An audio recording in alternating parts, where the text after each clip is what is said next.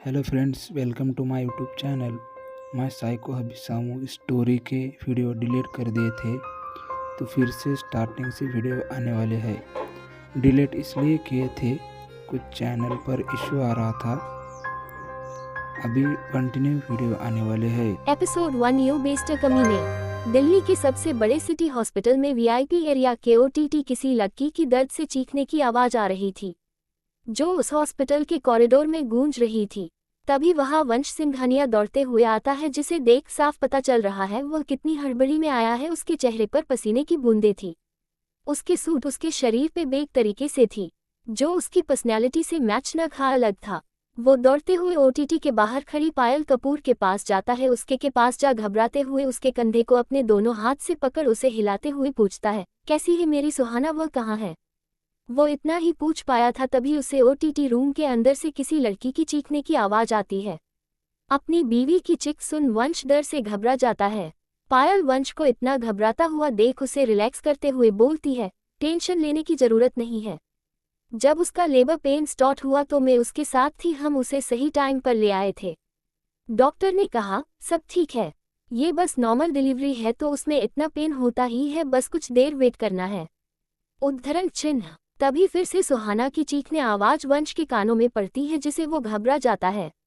वंश को ऐसा घबराता देख पायल उसे संता करने के लिए अपने हाथ वंश के कंधे पे हाथ रख बोलता है, रिलैक्स। इतना बोल ही पाए तभी किसी की सर्द आवाज वंश और पायल के कानों में पहुंचती है, वंश लीव विथ माई वाइफ।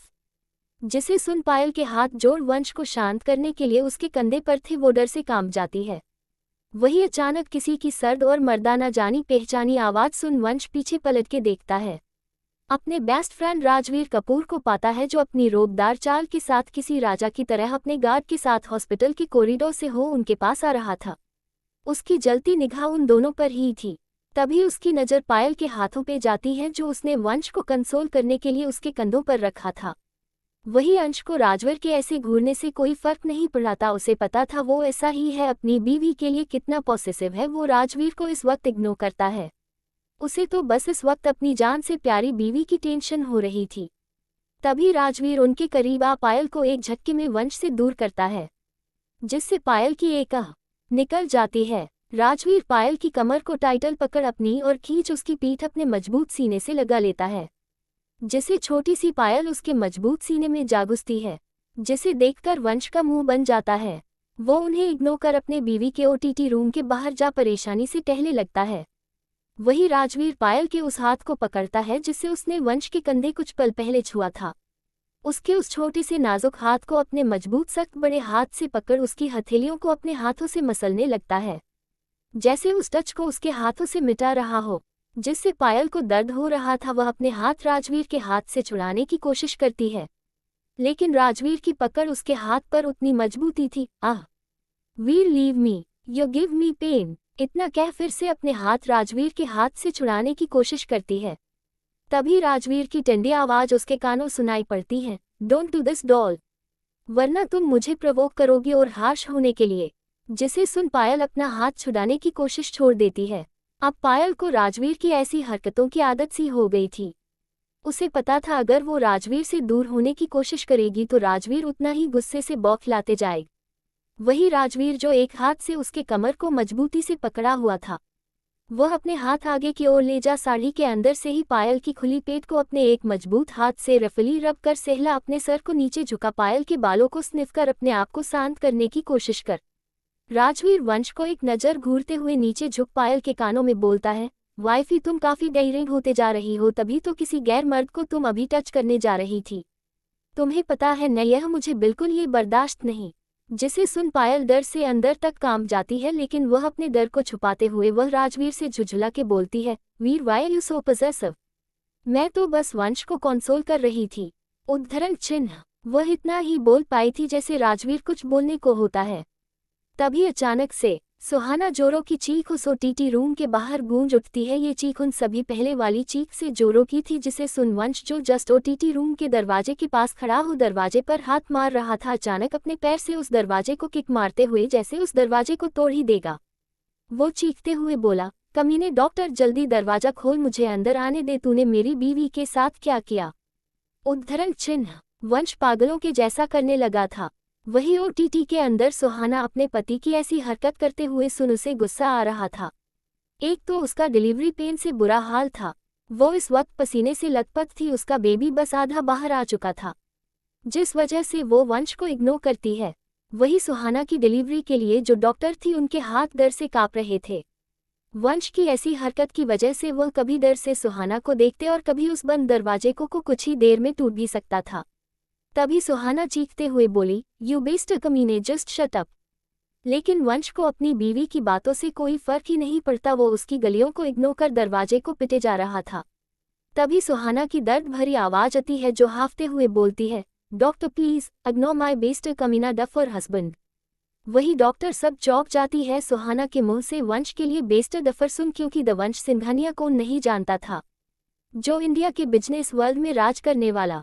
वंश 30 साल, उसकी हाइट 6 फुट 3 इंच थी, उसका रंग गोरा था, क्लीन सेफ चेहरा, पिंक और ब्लैक हेयर, उसकी काली आंखें, जिम में अच्छी खासी बनाई, उसके 6 एब्स। उसका ये लुक किसी को पागल बनाने के लिए काफी था, लेकिन उसका दिल सिर्फ अपनी जान से प्यारी बीवी पे आया था।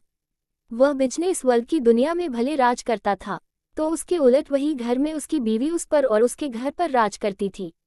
वही सुहाना की बात सुन डॉक्टर डिलीवरी पर कॉन्सेंट्रेट करने लगती है। अगर उनसे एक भी मिस्टेक हुआ तो अभी तो नहीं, लेकिन बाद में वंश इस गलती के लिए उनका जरूर उस बुरे से बुरा हाल करेगा, इसलिए वह वंश को इग्नोर कर डरते हुए डिलीवरी पर ध्यान देने लगती है। वही ओटीटी रूम के बाहर वंश की ऐसी हरकतें करते हुए राजवीर और पायल के साथ और भी कोई उसे घूर के देख रहा था। तभी उस कॉरिडोर में किसी बच्चे की इमोशनलेस वॉइस सुनाई देती है, uncle relax, why are you so hyping, normal delivery में इतना पेन इज कॉमन। आपके ऐसे करने से डॉक्टर और अदर को डिस्टर्बेंस हो रहा है। इतना बोलो वो चुप हो जाता है, जिसे सुन वंश पीछे मुड़ घूर के उस बच्चे को देखने लगता है। उद्धरण चिन्ह, जो राजवीर के सामने एक 9 साल का बच्चा खड़ा था, जिसने इस वक्त ब्लैक शर्ट के साथ ब्लैक जीन्स और व्हाइट कलर के शूज डाली हुए थी। उसने अपने हाथों को जीन्स के पॉकेट में डाला हुआ था। उसके चेहरे पर कोई इमोशन नहीं था, जिसे देखने से लग रहा था वो राजवीर हो, लेकिन उसका छोटा वर्जन हो। दोनों के फेस फीचर्स बिल्कुल मैच कर रहे थे। वो कोई और नहीं, राजवीर कपूर का इकलौता बेटा कबीर कपूर था, जिसका गुस्सा नेचर सब कुछ राजवीर कपूर पर गया था। उसकी हाइट 5 फुट 2 इंच थी, उसका रंग गोरा और उसकी आंखें नीली थी, बिल्कुल अपने डेड की तरह। चलिए आपको बताते हैं राजवीर कपूर के बारे में। 30 साल, हल्का हल्का गोरा रंग, नीली आंखें, हल्की बियर्ड, परफेक्ट जो लाइन, काले बाल, 6 inch 5 foot height 8 abs. Rajveer Kapoor the king of mafia, उसे बिजनेस वर्ल्ड का क्रोकोडाइल माना जाता था। माफिया वर्ल्ड से लेकर बिजनेस वर्ल्ड में राजवीर की क्रूरता और गुस्से से सब वाकिफ थे। उसकी कंपनी के ब्रांच बस इंडिया में नहीं फॉरेन तक फैले हुए थे। राजवीर और वंश दोनों का ही बिजनेस वर्ल्ड में अपना एक अलग नाम और रुतबा था। राजवीर अपनी बीवी को बचपन से ही अपनी प्रॉपर्टी मानते आए थे, वो बस उनकी है और उन्हें बिल्कुल पसंद नहीं कि कोई भी गैर मर्द बीवी के पास जाए या उनकी बीवी किसी गैर मर्द से बात करे। अपनी बीवी के लिए पागल, साइको, जुनूनी जो बोले वह था। उनकी शादी को 9 साल हो चुके थे, लेकिन उनका बीवी लिए पागलपन कम होने की जगह और भी बढ़ता गया। चलिए कहानी पर आते हैं। वही कबीर का ऐसे वंश को ऑर्डरिंग टोन में ये बोलता देख राजवीर के चेहरे पर टेढ़ी मुस्कान आ जाती है। वह पायल को अपनी बाहों में वैसी जकड़े हुए अपने बेटे को एक नज़र देखा है। तभी कबीर की फिर से ठंडी आवाज आती है, डैड आप मेरी मॉम को ऐसे नहीं पकड़ सकते, लीव माई मॉम नाउ। जिसे सुन राजवीर की भौं सिकुड़ जाती है। वह अपनी नीली आंखों से अपने छोटू से बेटे को घूर के देखने लगता है। कबीर को अपनी डेड की नज़रों से जैसे कोई फर्क ही नहीं पड़ता, वो भी अपनी नीली आंखों से अपने डेड को घूर कर देख रहा था। दोनों बाप बेटे में आंखों ही आंखों में टक्कर चल रही थी। वही पायल अपने बेटे की बात सुन थोड़ा ऑकवर्ड हो जाती है और राजवीर को अपने से दूर करने की कोशिश करती है, लेकिन राजवीर की पकड़ उस पर मजबूत थी। वह दोनों बाप बेटे की झगड़ों में हमेशा से वो फंसते आई थी। वह धीरे से राजवीर को बोलती है, प्लीज वीर लीव मी, हम हॉस्पिटल में और कबीर देख रहा है। तभी राजवीर बोला, आई डोंट केयर। उद्धरण चिन्ह, जिसे सुन पायल को गुस्सा आने लगता है। तभी वंश उनके पास बौखलाते हुए आता है, क्योंकि सुहाना की एक बार जोरों चीख फिर यहाँ गूंजी थी, लेकिन उसके बाद उसकी कोई आवाज नहीं आ रही थी, जिसे वंश घबराहट होने लगी। वह घबराते हुए राजवीर के पास आता है और बोलते हैं, मेरी जान की आवाज क्यों नहीं आ रही, मेरी सुहान की आवाज क्यों नहीं आ रही, मैं इन कमीनी डॉक्टरों को नहीं छोड़ूंगा अगर मेरी जान को कुछ हुआ। जिसे सुन राजवीर इरिटेट हो बोला, अगर तुमसे ये सब सहन नहीं होता तो तुम्हें खुद को कंट्रोल रखना था। बच्चा पैदा करने की क्या जरूरत थी। जिसे सुन वंश घूर के राजवीर को देखने लगता है, तभी किसी बच्चे की रोने की आवाज वहां गूंजने लगती।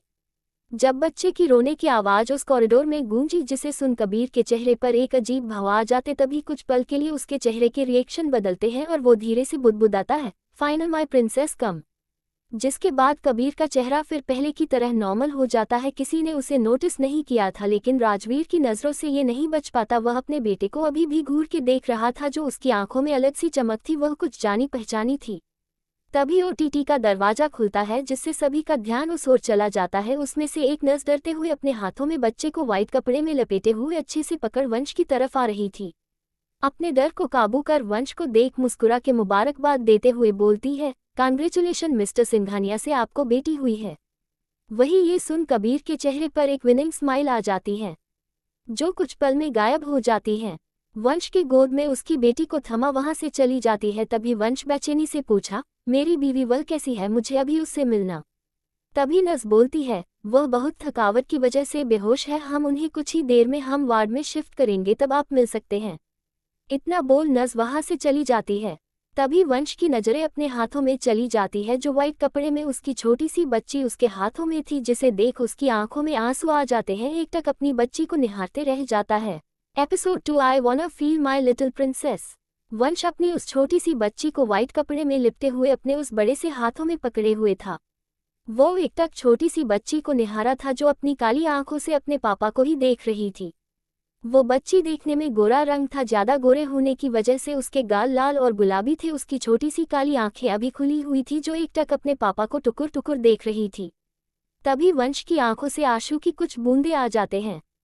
उसके हाथ कांपने लगे थे, जिसके हाथ आज तक नहीं कांपे। बड़े से बड़े डील साइन करने वक्त वो अपनी नज़र उठा पायल को देख बोलता है, ये तो बहुत छोटी है, मेरे इन हाथ की हथेली यूं जितनी, कहीं मेरे हाथों से इसकी हड्डी न टूट जाए। जिससे सुन पायल मुस्कुराने लगती और वह अपने आप को राजवीर से अलग कर उसे घूर के देख वंश की तरफ अपने कदम बढ़ा देती है। वही राजवीर पायल को घूर के देखता है, फिर अपने कदम भी वंश की ओर बढ़ा देता है। वही कबीर अपनी जगह पर खड़ा रह वो एकटक बस वंश की गोद में व्हाइट कपड़े लिपटी बच्ची को देख रहा था। इस वक्त कबीर के आंखों में कुछ अलग से भाव दिख रहे थे। कबीर उसे पर से बिना नजरें हटाए बच्ची को और अपने कदम बढ़ा देता है। अभी वंश और पायल से अचानक झगड़ा करने लगा था, क्योंकि पायल ने बोल दिया था, ये तो बिल्कुल सुहाना जैसी दिखती है। जिसे सुन वंश चीरते हुए बोला, तुम्हें कौन से एंगल से ये सुहाना जैसी दिख रही, बिल्कुल मेरे पर गई है, देखो इसका गोरा रंग, काली आंखें, इसके काले बाल। तभी वहां राजवीर का ठंडी आवाज आई, मुझे नहीं लगता ये तुम्हारे जैसा सड़ा हुआ चेहरा लेकर पैदा हुई। आई डोंट थिंक वो तुम्हारी तरह अगली है। तभी कबीर की भी आवाज आती है, mom I want my little princess. तभी वंश अपनी नजरें उठा घूर के दोनों बाप बेटे को देखने लगता है। अपने दांत पीसते हुए बोलता है, तुम दोनों बाप बेटे मेरे बच्ची से दूर ही रहोगे, वरना वो तुम्हारी जैसी सड़ी हुई बन जाएगी, जो कि मैं नहीं चाहता। इतना बोल वो अपनी बच्ची को ले उनकी तरफ पीठ करके खड़े हो जाता है, जिसे देख राजवीर और कबीर उसकी पीठ को घूर कर देखने लगते हैं। जिसे देख पायल को हंसी आ जाती है और वह वंश के पास जा वंश की बच्ची लेते हुए बोलती है, बस करो तुम अपना ये ड्रामा, जब देखो तब तुम तीनों चालू हो जाते हो। इतना बोल वह बच्ची को अपनी गोद में अच्छे से संभाल कर लेते हुए उसे देख पुचकारते अले ले, क्योंकि बच्ची ने रोना चालू कर दिया था। पायल बच्ची को देख बोली, अले ले, आखिर यह भी तो अपने बूढ़े अंकल और अपने बड़े भाई से मिलना चाहती है। जैसे ही कबीर अपने लिए बड़ा भाई वावत सुनता, वैसे ही कबीर की हाथों की मुट्ठी बन जाती और वो अपनी मॉम को घूरते हुए तुरंत बोला, mom she is not my sister. ये आपकी और डैड की बेटी नहीं है, यह मिस्टर वंश की बेटी है, ये मेरी सिस्टर नहीं हुई। जिसे सुन पायल घूर के अपने बेटे को देखने लगती है। वही राजवीर अपने बेटे के हर भाव को देखते हुए अजीब तरीके से मुस्कुरा देता है। कबीर अपनी मॉम से इरिटेट होते हुए बोलता है, I said that I want little princess, please give me. जिसे सुन पायल हैरानी से अपने बेटे को देखती है, जो किसी के करीब जाना पसंद नहीं करता था, वह आज वंश की बेटी को लेने की जिद कर रहा है। लेकिन फिर पायल को कुछ याद आता है, कैसे सुहाना ने कबीर को एक बार जबरदस्ती अपने पेट पर हाथ रख अपने बच्चे को महसूस कराया था। जब कबीर ने सुहाना के पेट पर हाथ रखा था तो बच्चे ने अचानक से किक करना चालू कर दिया था, जिसे महसूस कर उसके चेहरे के भाव एकदम से बदल जाते और उसके होठों से अचानक निकलता, माय लिटिल प्रिंसेस। इतना बोल वो मुस्कुराने लगा था, जिसे सुन सुहाना और पायल चौंक जाते। फिर वो लोग हंसते हुए बोलते, कबीर तुम्हें कैसे पता कि लड़की होगी? अभी किसी को नहीं पता कि यह क्या है, बॉय है या गर्ल, लेकिन कबीर उन्हें कोई जवाब नहीं देता। कबीर बस उस बच्चे को महसूस कर रहा था। तभी कबीर की डेस्परेटली आवाज़ आई, मॉम मॉम, जिसे सुन पायल होश में आती है। फिर वो अच्छे से बच्ची को कबीर के गोद में दे। जब बच्ची कबीर के गोद में जाते साथ वो अचानक से चुप हो जाती है। वो अपनी काली आंखों से कबीर टुकुर टुकुर देखने लगती है। वही कबीर की भी नज़रें उसके चेहरे पर टिक सी गई थी। वो उसे देख अचानक से मुस्कुरा देता है।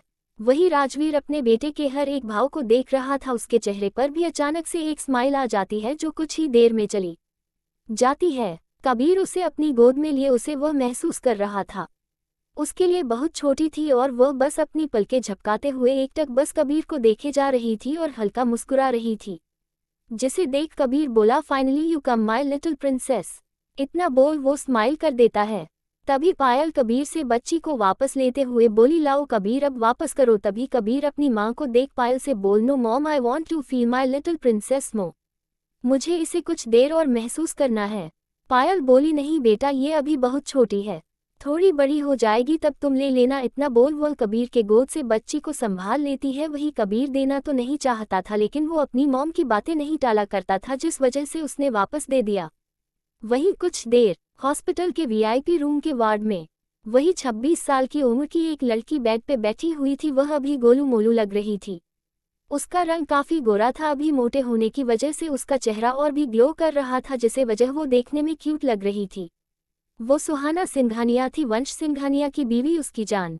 वही सुहाना अपनी बच्ची को अपनी गोद में लिए बस उसे एकटक देख रही थी। उसे आज अपनी बच्ची को सीने से लगाए बहुत सुकून मिल रहा था, क्योंकि उनकी शादी के 4 साल बाद वह हुई थी, जिसका सुहाना और वंश ने कितना बेसब्री से इंतजार किया था। तभी अचानक से वीआईपी वार्ड में नजर आती है, जिससे सबका ध्यान उस पर चल जाता है।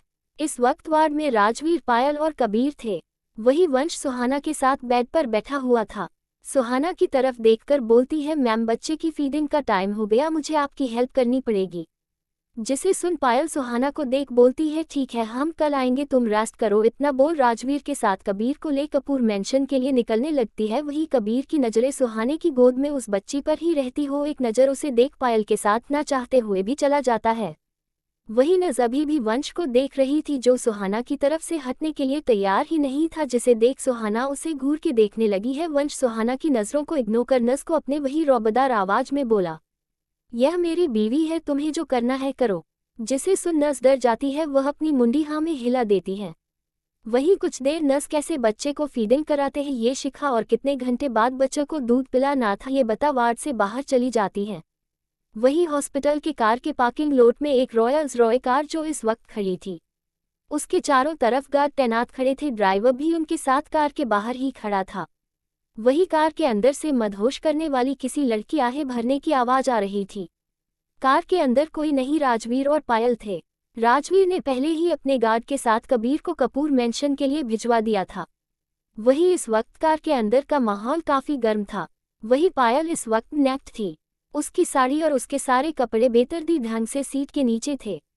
वही राजवीर ने अपना ब्लैक कोट उतारा हुआ था। उसकी शर्ट के 3 से 4 बटन खुले हुए थे, जिस वजह से कबीर के बॉडी पर पायल के नाखून की खरोचने की निशान थे।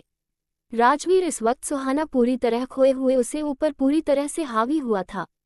जिसे परेशान हो सुहाना से दूर करने की कोशिश करें, लेकिन जैसे इस वक्त राजवीर को कुछ सुनाई नहीं दे रहा था, वह तो बस पायल में खोए हुए।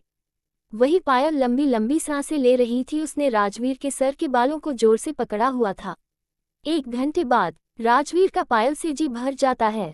तब वो उसके नीचे से उठता है। इस वक्त राजवीर बाल पूरे मैसी हो चुके थे। ऊपर से उसके वाइट शर्ट के बटन खुले थे, जिस वजह से उसके परफेक्ट जिम में बनाए 8 हिप्स नजर आ रहे थे, जिस वजह से वह बहुत ही ज्यादा हॉट लग रहा था। वो ऊपर की ओर आ पायल को देखता है, जो इस वक्त कार की सीट पर नेक लेटी हुई। उसका पूरा शरीर पसीने से तरबतर था। वह अभी भी हाफ रही थी, जिस वजह से उसका शरीर ऊपर नीचे हो रहा था, जिस वजह से वो और भी लुभावनी लग रही थी। जिसे देख राजवीर और बेकाबू हो जाता है।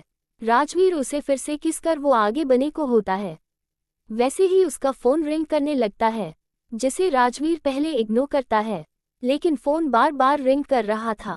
जिसे सुन पायल जबरदस्ती राजवीर को अपने से दूर करते हुए बोली, तुम्हारा फोन बज रहा है, उसे देखो, पहले कोई इंपॉर्टेंट कॉल होगा।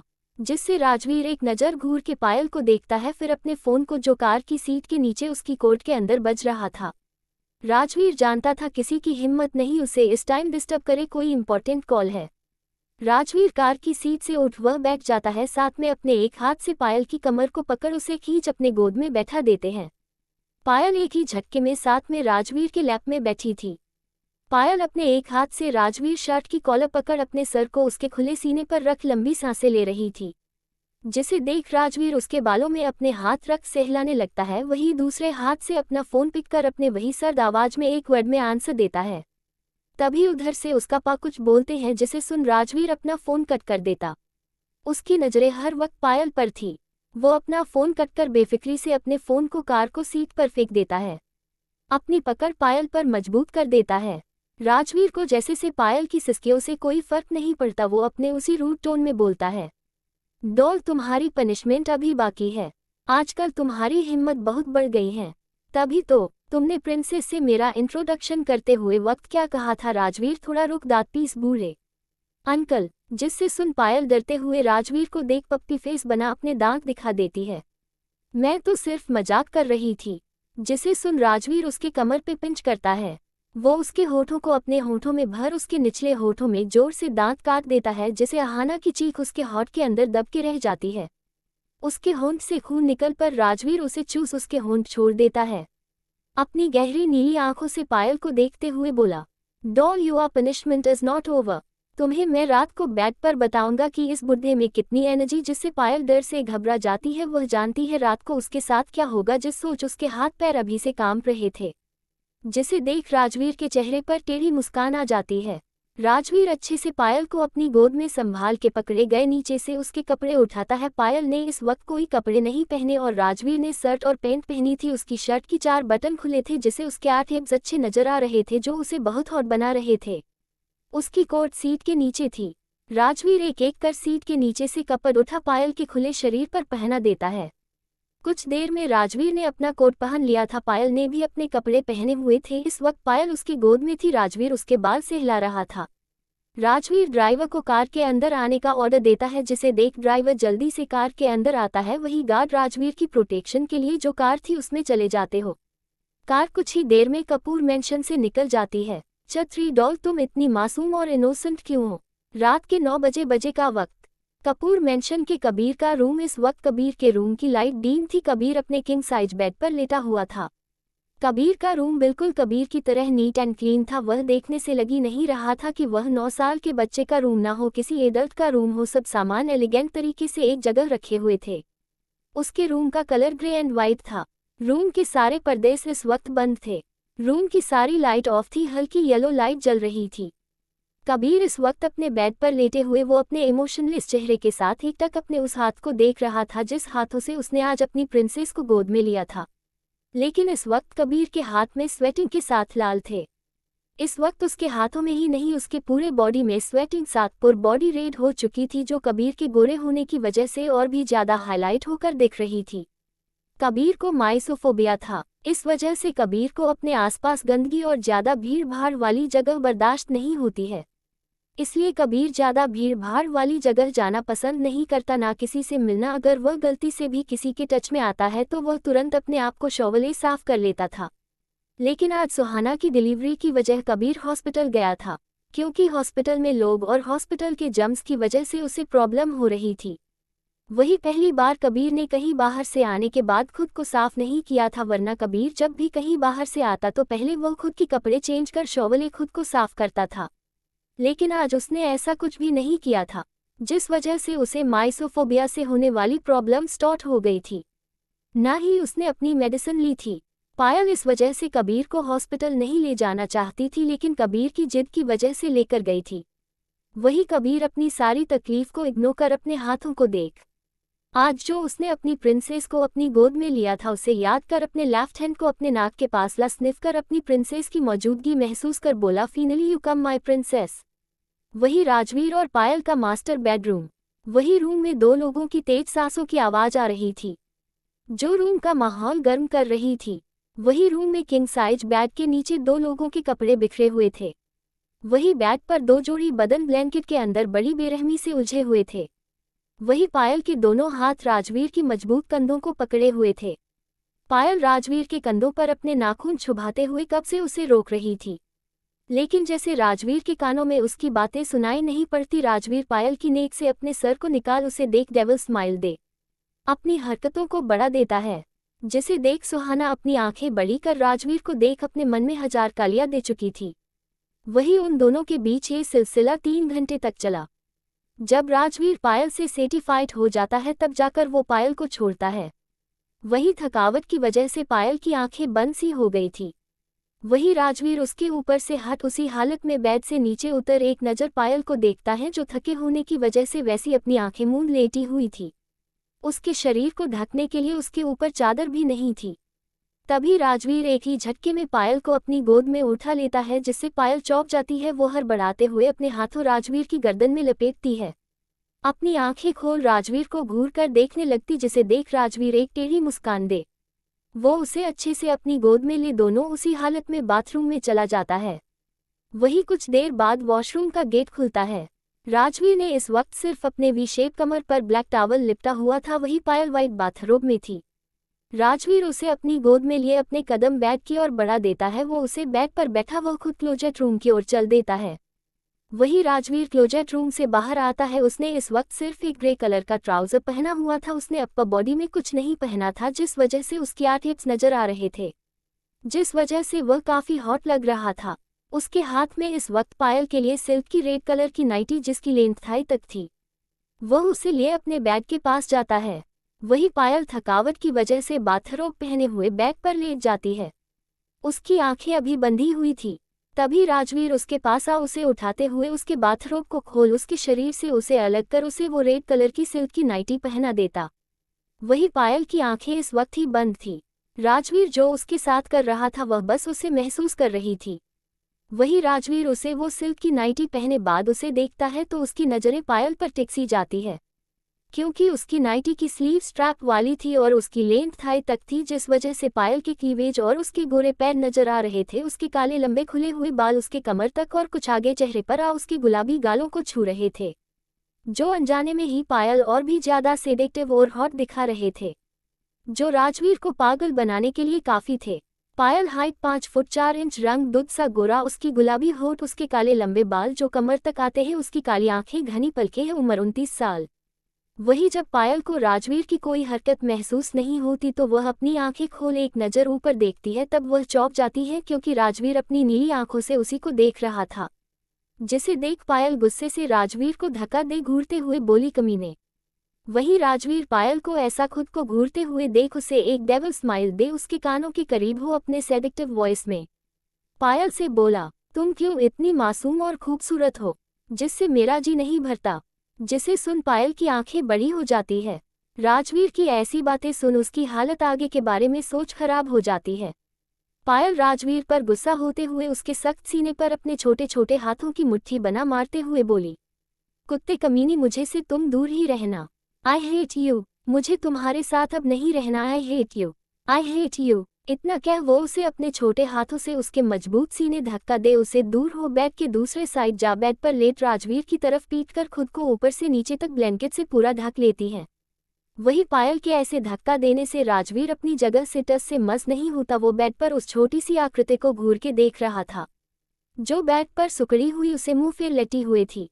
राजवीर की हाथों की मुट्ठी बन गई थी, उसकी नीली आंखें थोड़ी लाल हो चुकी थी। पायल का यूं उससे दूर जाना और उसे यह बोलना कि वो अब उसके साथ नहीं रहना चाहती, जिसे याद कर राजवीर को और भी ज्यादा गुस्सा आ रहा था। राजवीर उसकी पीठ को अपनी नीली आंखें जो इस वक्त हल्की लाल हो चुकी थी उसे घूर कर देख रहा था।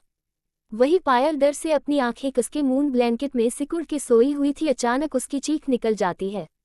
आह! वो एक ही झटके में किसी सख्त से चीज से जा टकराती है। वह अपनी आंखें खोल उस चीज को टच करके देखती है तो वह और कुछ नहीं राजवीर की मस्कुलर चेस्ट थी। राजवीर एक ही झटके साथ पायल को अपनी ओर खींच उसके बालों को अपनी मुट्ठी में भर उसके चेहरे को ऊपर की ओर उठा, अपने एक हाथ से उसके जबड़े को पकड़ गुस्से से दांत पीस बोला, डॉल, तुम्हारी हिम्मत कैसे हुई मुझसे दूर जाने की बात बोलने की? तुम्हें पता है ना मुझे तुम्हारा दूर जाना बिल्कुल पसंद नहीं और तुम्हारा मेरी तरफ यूं पीठ करना। राजवीर की ऐसी बातों से पायल दर्द से सहज जाती है। उसे अपने गालों में राजवीर के मजबूत पकड़ की वजह से दर्द हो रहा था। उसकी आंखों से आंसू पानी के समान गिरने लगते हैं। Tell me doll. तभी राजवीर की आंखें पायल की आंखों से जा मिलती है। पायल की आंखों में आंसू देख राजवीर को अपने अंदर दर्द सा होता है। इस वजह से राजवीर जल्दी से उसके जबड़े को छोड़ देता, जिसे देख पायल और जोरों से रोने लगती है। पायल के गोरी गालों पर राजवीर उंगलियों के निशान छप चुके थे। वो पायल राजवीर के खुले सीने पर अपने नाखून चुभोते हुए उसे खरोचते हुए बोली, आई हेट यू। वही राजवीर को पायल का रोना उसके दिल में चुभ रहा था। राजवीर उसके बालों को सहलाते हुए उसके गालों को देखता है जिस पर उसकी उंगली के निशान आ चुके थे। अपने एक हाथ से उसके गालों को उस जगह पे सहलाते हुए अपने चेहरे को उसके चेहरे करीब ले जा उसके माथे को चूमते हुए बोलता है, doll you know very well, मुझे तुम्हारा मुझसे दूर जाना बिल्कुल पसंद नहीं और तुम्हारा यह मुझे पीठ दिखाना। जिसे सुन पायल अपना आंसुओं से भरा चेहरा उसके सीने से निकाल ऊपर उठा राजवीर को घूर के देखते हुए बोली, कमीने, मेरी जिंदगी में बचपन से कुंडली मारकर बैठे हुए हमेशा से अपना हक जताते आए तुम एक गंदे इंसान हो। स्टोरी पसंद आए तो लाइक, कमेंट और व्यू जरूर देना। एपिसोड 4 मोहब्बत की कीमत। मोहब्बत इस वक्त किचन में थी और वो रात का खाना बना रही थी। मालिनी हॉस्पिटल में ही पिछले 1 हफ्ते से थी और अब जब तक उसकी सर्जरी नहीं हो जाती थी तब तक उसे हॉस्पिटल में ही रहना था। अदिति आज रात मोहब्बत के घर पर ही रुकी हुई थी और इस वक्त वो मोहब्बत की हेल्प करवा रही थी। हरप्रीत अपने रूम में थी और वो इस वक्त सो रही थी। खाना बनाते बनाते ही मोहब्बत स्लैब से टिक गई और उसने अपने लोअर एब्डोमेन पर हाथ रख लिया। अदिति मोहब्बत को देखते हुए उससे बोली, तुझे क्या हुआ? ऐसे अपने पेट पर हाथ रखकर क्यों खड़ी है? दर्द हो रहा है क्या? मोहब्बत कुछ पल रुककर बोली, दर्द? हाँ हो रहा है, मतलब दूसरा दर्द है। I mean not period pain, वो भी नहीं है। इट्स लाइक वो। इससे आगे उसे समझ नहीं आ रहा था कि वो क्या बोले। आदित्य कुछ पल रुककर बोली, उस रात की वजह से दर्द है। उसकी बात सुन मोहब्बत ने बिना कुछ बोले बस हाँ में सिर हिला दिया। अदिति अपने सिर पर हाथ रखकर धीरे से बोली, मोहब्बत ये बात तुझे मुझे पहले बतानी चाहिए थी ना। वेल तू भी क्या करती, आंटी के चक्कर में सारी चीज भूल गई थी। मैं तुझे अभी पेन किलर दे रही हूँ, पेन किलर ले तू। सुबह तक आराम हो जाएगा और तू रेस्ट कर, तुझे ना इस वक्त काम ही नहीं करना चाहिए। बोलकर अदिति ने एक ड्रॉअर से फर्स्ट एड बॉक्स निकाला और फिर मोहब्बत को एक पेन किलर दे दिया। मोहब्बत ने बिना कुछ बोले वो पेन किलर ले लिया और फिर वो किचन से निकलकर सीधे अपने बेडरूम की तरफ चली गई। मोहब्बत को जाते देखा अदिति खुद से ही बोली, प्लीज गॉड सॉल्व कर दो ना इसकी प्रॉब्लम्स। बचपन से लेकर अब तक तो प्रॉब्लम्स में रही है ये, और कितनी तकलीफ देना चाहते हो आप इसे। बोलते हुए अदिति ने गहरी सांस ली और फिर वो काम करने लगी। इन सभी चीजों में करीब 1 हफ्ते बीत चुके थे। प्रारंभ जी पिछले 1 हफ्ते से गोवा में थे पर उन्हें मोहब्बत से मिलने का टाइम नहीं मिल रहा था। वो अपने काम में बिजी थे पर आज वो मोहब्बत के घर जाने वाले थे। वही मोहब्बत पैसे कलेक्ट करने की पूरी कोशिश कर रही थी और मुश्किल से वो सिर्फ और सिर्फ 1 लाख ही कलेक्ट कर पाई थी। इस वक्त मोहब्बत अपने घर पर ही थी और वो मालिनी के खर्चे का बिल बना रही थी। तभी डोर बेल बजी। वो खुद से बोली, इस वक्त कौन होगा? नानी तो मम्मा के साथ होंगी। अदिति भी किसी काम से गई हुई है तो फिर कौन आ गया?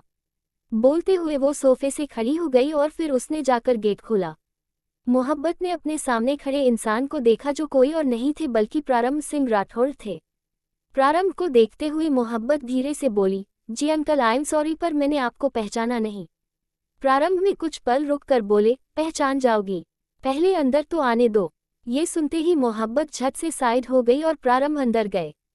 प्रारंभ ने अपनी नजरें चारों तरफ घुमाए और फिर मोहब्बत की तरफ मुड़कर वो उससे बोला, पूरा नाम मोहब्बत कश्यप। इतना बोलते हुए उनकी नज़र एक तरफ वॉल पर लगी हुई एक फोटो पर गई जिसमें मालिनी, हरप्रीत और एक आदमी था। साथ ही उसमें मोहब्बत भी थी जो कि करीब 3 या 4 साल की थी। मोहब्बत अचानक से बोली, अंकल आप कुछ बोल रहे थे, आपको मेरा नाम कैसे पता और आप यहाँ पर क्या कर रहे हैं? मैंने आपकी रिस्पेक्ट करते हुए आपको अपने घर के अंदर आने दिया पर प्लीज़ आप मुझे बताइए कि आप हैं कौन? प्रारंभ ने मोहब्बत को देखा और उससे बोल, प्रारंभ सिंह राठौड़। तुम नहीं जानती पर तुम्हारी फैमिली मुझे जानती है। मोहब्बत कंफ्यूजन से बोली, मेरी फैमिली जानती है मतलब? प्रारंभ ने उस फोटो फ्रेम की तरफ इशारा किया और फिर मोहब्बत से बोले, हरप्रीत कश्यप, मेरी दोस्त की बीवी जो आदमी तस्वीर में है वो मेरा दोस्त है। मालिनी उसकी बेटी है और तुम शायद मालिनी की बेटी। मोहब्बत धीरे से बोली, आप नानू के दोस्त हैं? आई एम सॉरी अंकल, मुझे नहीं पता था कि आप नानू के दोस्त हैं। प्लीज आप बैठिए, मैं आपके लिए। उद्धरण चिन्ह। प्रारंभ बीच में बोले, रिलैक्स बेटा, मुझे कुछ खाना पीना नहीं है और ना ही मैं यहाँ पर किसी से मिलने आया हूँ। मुझे बस तुमसे कुछ बात करनी है। उनकी बात सुन मोहब्बत ने हाँ में सिर हिला दिया और कुछ देर बाद वो दोनों सोफे पर एक दूसरे के आमने सामने बैठे हुए थे। मोहब्बत इस वक्त काफी ज्यादा नर्वस थी क्योंकि प्रारंभ सिंह राठौड़ का ऑरा ही ऐसा था जो किसी को भी नर्वस कर दे। प्रारंभ ने विराग की एक फोटो टेबल पर रखी और फिर मोहब्बत को देखते हुए उसे बोल, जानती हो तुम इसे? उद्धरण चिन्ह। मोहब्बत की नज़र जैसी विराग की फोटो पर गई, उसकी आंखें हैरानी से बड़ी हो गई। उसे विराग का चेहरा अच्छे से याद था। वो कुछ पल रुककर धीरे से बोली, अंकल, मैं नहीं जानती। मैं। प्रारंभ कुछ पल रुककर बोले, झूठ। सच मुझे पता है, और वैसे भी अगर कोई मेरी आंखों के सामने झूठ बोले तो मुझे पता चल जाता है। तजुर्बा है ये। मेरा पोता है विराग सिंह राठौड़ और इसके साथ तुमने गोवा में एक रात भी बिताई है मोहब्बत। ये सुनते ही मोहब्बत ने अपनी आंखें कसकर बंद कर ली, जैसे वो ये शब्द दोबारा नहीं सुनना चाहती। मोहब्बत का रिएक्शन देख प्रारंभ में गहरी सांस ली और उससे बोली, लिसन बेटा, मुझे तुमसे कोई कंप्लेंट नहीं है। ये सुनते ही मोहब्बत ने झट से अपनी आंखें खोली और वो हैरानी से प्रारंभ को देखने लगी। प्रारंभ मोहब्बत को अपनी तरफ देखता पाकर उससे बोले, विराग मेरा वारिस है, मेरा पोता जिससे मैं बहुत प्यार करता हूँ। बट अनफॉर्चुनेटली उसने उस लड़की से शादी की है जो मुझे बिल्कुल नहीं पसंद। मोहब्बत धीरे से बोली, शादी? Is he married? उद्धरण चिन्ह। प्रारंभ हाँ में सर हिलाकर बोले, यस ही इज मैरिड, उसकी शादी को 6 महीने हो चुके हैं। और उद्धरण चिन्ह। मोहब्बत बीच में बोली, शादीशुदा है वो शिट। बोलते हुए उसने अपने सिर पर हाथ रख लिया। इस वक्त तक उसकी आंखें नम हो चुकी थी। प्रारंभ मोहब्बत को देखते हुए उससे बोले, इतना रिएक्शन देने की जरूरत नहीं है मोहब्बत। B strong.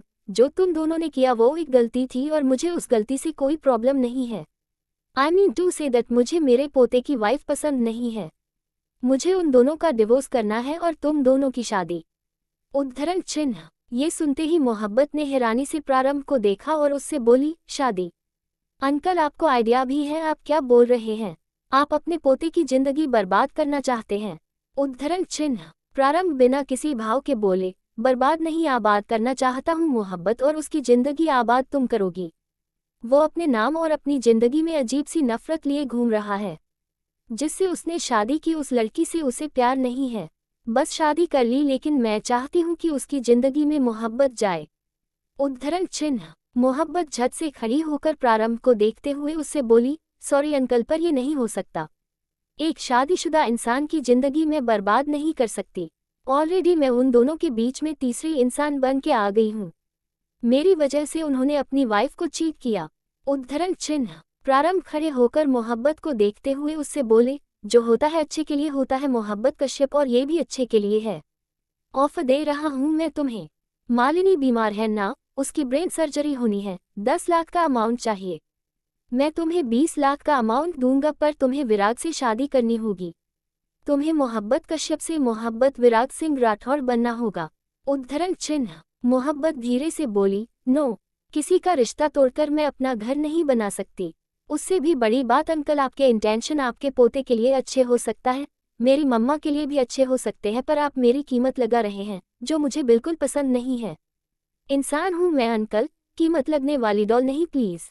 मैं आपकी कोई बात नहीं मान सकती। I am sorry. बोलते हुए उसने अपनी आंखें बंद कर ली थी और उसकी आंख से एक कतरा आंसू बह गया। प्रारंभ में कुछ पल मोहब्बत को देखा और फिर धीरे से बोले, एज यू विश। बोलकर उन्होंने मोहब्बत के सिर पर हाथ रखा और फिर अचानक से बोले, पर शादी तो तुम्हें विराग से करनी पड़ेगी मोहब्बत, और ये शादी जल्दी होगी। बोलकर वो तुरंत वहां से निकल गए। वही प्रारंभ के जाने के बाद मोहब्बत घुटनों के बल नीचे गिर गई और वो बुरी तरह रोने लगी। उसे पता था कि उसने एक इंसान के साथ रात बिताई, पर उसे इस बात का बिल्कुल आइडिया नहीं था कि जिसके साथ उसने रात बिताई थी वो शादीशुदा होगा और उसकी वजह से किसी की मैरिड लाइफ बर्बाद हो जाएगी। मोहब्बत रोते हुए खुद से बोली, अब क्या करूं मैं? अंकल विराग सिंह राठौर से मेरी शादी करना चाहते हैं, मेरी कीमत लगा रहे हैं, लेकिन नहीं करनी मुझे शादी। मुझे विश्वास नहीं है शादी जैसे रिश्ते पर क्यों हो रहा है मेरे साथ ये सब। रोते हुए अचानक उसे वॉमिट सा फील हुआ और वो झट से उठकर वॉशरूम चली गई। वहीं दूसरी तरफ मुंबई में विराग इस वक्त अपने पेंट हाउस के बाहर काउंटर पर था, जहां पर वो स्टूल पर बैठा था और लगातार वाइन पिया जा रहा था। तभी तापसी उसके पास आई और उससे बोली, विराग पिछले 1 घंटे से तुम यहाँ पर हो, अब चलो भी, इतनी ज्यादा ड्रिंक क्यों कर रहे, कोई प्रॉब्लम है क्या? विराग बिना तापसी को देखे उससे बोला, मेरे प्रॉब्लम्स मेरी हैं तापसी, तुम बीच में मत आओ तो ही बेटर है तुम्हारे लिए, क्योंकि अगर तुम बीच में आओगी तो हैंडल नहीं कर पाओगी। बोलते हुए उसने एक गिलास खत्म करके ग्लास काउंटर पर रखा और फिर उसने बोतल उठा ली। तापसी विराग के पास जाकर उससे बोली, विराग लिसन टू मी। बोलते हुए उसने उसकी बांह पकड़ी और उसे अपने करीब खींचा। इस वक्त दोनों के चेहरे बेहद करीब थे। विराग की नज़र तापसी के चेहरे से होते हुए उसके होठों पर गई और उसके होठों की तरफ बढ़ गया। इससे पहले विराग तापसी के होठों को छू भी पता कि उसकी आंखों के सामने मोहब्बत के साथ बिताए कुछ पल आ गए और वो झट से तापसी से दूर हो गया। तापसी कंफ्यूजन से बोली, हे विराग व्हाट हैपेंड, तुम ऐसे बिहेव क्यों कर रहे हो? उद्धरण चिन्ह। विराग उससे बोला, nothing, I am just little bit disturb, तुम जाओ यहाँ से। उद्धरण चिन्ह।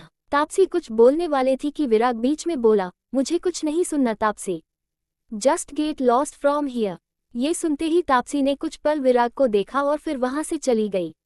विराट वाइन पीते हुए अपनी ग्लास वॉल के पास गया, जहां से पूरा मुंबई शहर दिख रहा था। वो सामने देखते हुए धीरे से बोला, क्यों आ रही हो तुम मेरे दिमाग में बार बार?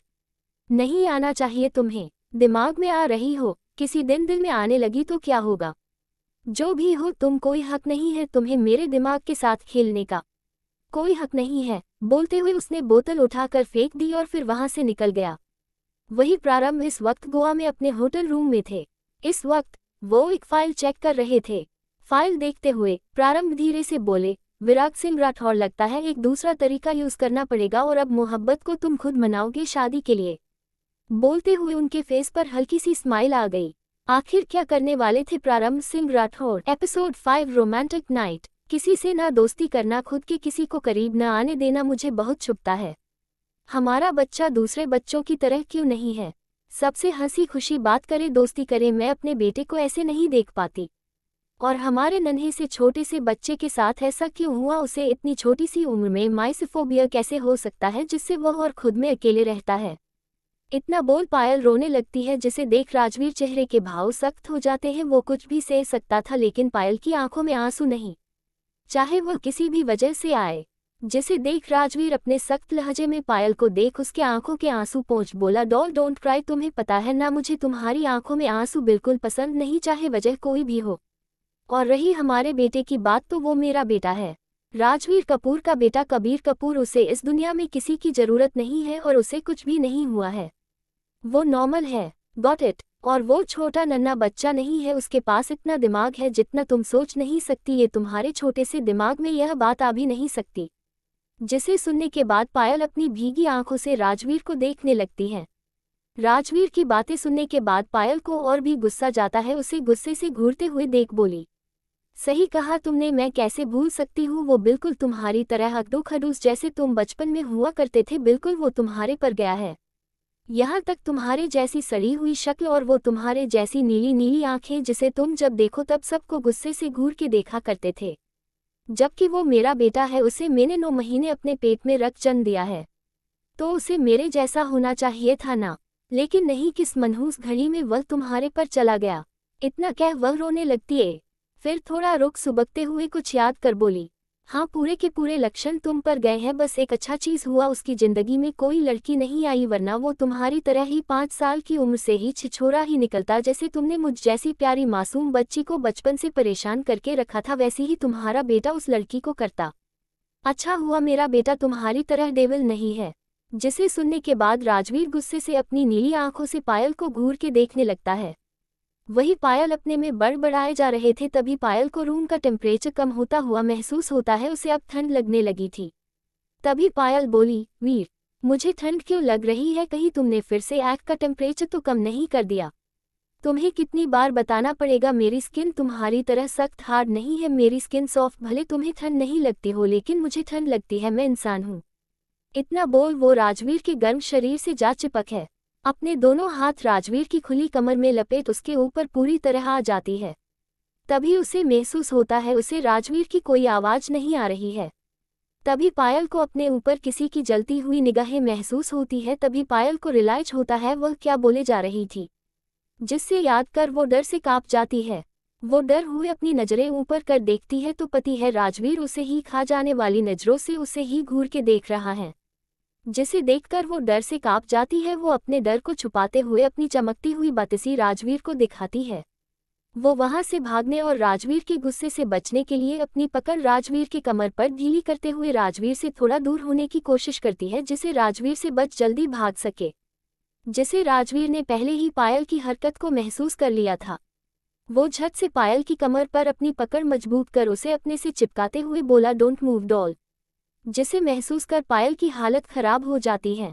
पायल को अब महसूस हो गया तो उसके साथ क्या होने वाला है। वही पायल को अपनी सांस घुटती हुई सी महसूस होती है, क्योंकि राजवीर ने एक ही झटके में उसे अपने नीचे कर किस कर रहा था। वह उसे किस उस तरह से सजा दे रहा था। वही राजवीर के हाथों ने हरकत करना चालू कर दी थी, जिसे पायल अंदर तक से सिहर जाती है। कुछ ही देर में राजवीर उसके शरीर से उसके नाइटी को रिमूव कर उसे बिना वक्त दिए उसके अंदर हावी हो उसे अपने वाइल्ड प्यार वाली सजा देता है। उस रूम फिर से तेज सांसों आवाज आ रही थी। राजवीर उस पे बिना रहम किए अपनी हरकतों को स्पीड बढ़ा उसके साथ 2 घंटे तक प्यार करता है। 2 घंटे बाद इस वक्त पायल राजवीर ऊपर लेटी हुई थी। इस वक्त दोनों के शरीर ऊपर सिर्फ एक सिल्क की वाइट ब्लैंकेट थी, जिसे उन्होंने अपने कमर तक डाली थी, जिसमें से पायल की सुडौल पीठ नजर आ रहे थे, जो राजवीर के ऊपर लेटी हुई थी। राजवीर एकटक पायल को निहारते हुए उसके बाल सहला रहा था, वही दूसरे हाथ से उसकी कमर से ली पीठ सहला रहा था। वही पायल राजवीर की कमर को अपने दोनों हाथ से पकड़े हुए उसके सीने पर सर रख अपनी आंखें खोल लेटी हुई थी। उसके चेहरे पर थकान साफ नजर आ रही थी, लेकिन उसका गोरा चेहरा ग्लो कर रहा था। उस रूम में बिल्कुल सन्नाटा पसरा हुआ था। तभी पायल राजवीर से बोली, वीर, आज मैं बहुत खुश हूँ। हमारे बेटा पहली बार किसी के इतने क्लोज आया। आज जब उसने वंश की बेटी को लेने के लिए किया तो मुझे बहुत खुशी हुई। मुझे मेरे बेटे में उन नॉर्मल बच्चों जैसी हरकत दिखी। मुझे लगता है वंश की बेटी का हमारे जिंदगी में आना और हमारे कबीर की जिंदगी आने से बहुत कुछ बदल सकता है। वही पायल की बातें सुन राजवीर को हॉस्पिटल की उस वक्त की बातें याद आ जाती है, जब कबीर ने वंश की बेटी को अपनी गोद में पकड़ा हुआ था। राजवीर ने अपने बेटे कबीर की आंखों में कुछ अलग भाव देखे थे वंश की बेटी के लिए, जो उन 25 साल पहले जो राजवीर की आंखों में पायल के लिए हुआ करती थी। लेकिन उसने कबीर की आंखों में और भी कुछ नया और अलग दिखा था। वह क्या था, जिसे सोच राजवीर के चेहरे पर एक मिस्ट्री मुस्कान आ जाती। फिर वह अपनी नजरें पायल पर कर, जो थकान की वजह से सो चुकी थी, उसे देख राजवीर उसके बालों को सहलाने लगता है। वही हॉस्पिटल में वीआईपी वार्ड के रूम से इस वक्त किसी की चीखने की आवाज आ रही थी। इस वक्त रूम का माहौल बहुत ही अलग था। सुहाना अपनी इंडेक्स फिंगर को अपने होठों पर रखकर एक हाथ से वंश के बाल खींचते हुए बोली, तुम्हारे मुंह से एक भी आवाज नहीं निकलनी चाहिए। अगर मेरी बच्ची उठी ना तो तुम्हारी खैर नहीं। वही वंश अपने बालों को सुहाना के हाथ से छुड़ाते हुए बोला, बेबी इतना जोर मत दो, तुम्हारा अभी डिलीवरी हुई, तुम्हारे लिए अच्छा नहीं होगा। सुहाना गुस्से से अपने दांत पीसते हुए बोली, हाँ तुम्हारी केयर तब कहा गई थी जब मेरी डिलीवरी हो रही थी और तुम दरवाजा तोड़ने पर तुले हुए थे। तुम्हें पता है उस वक्त मुझे कितना गुस्सा आ रहा था।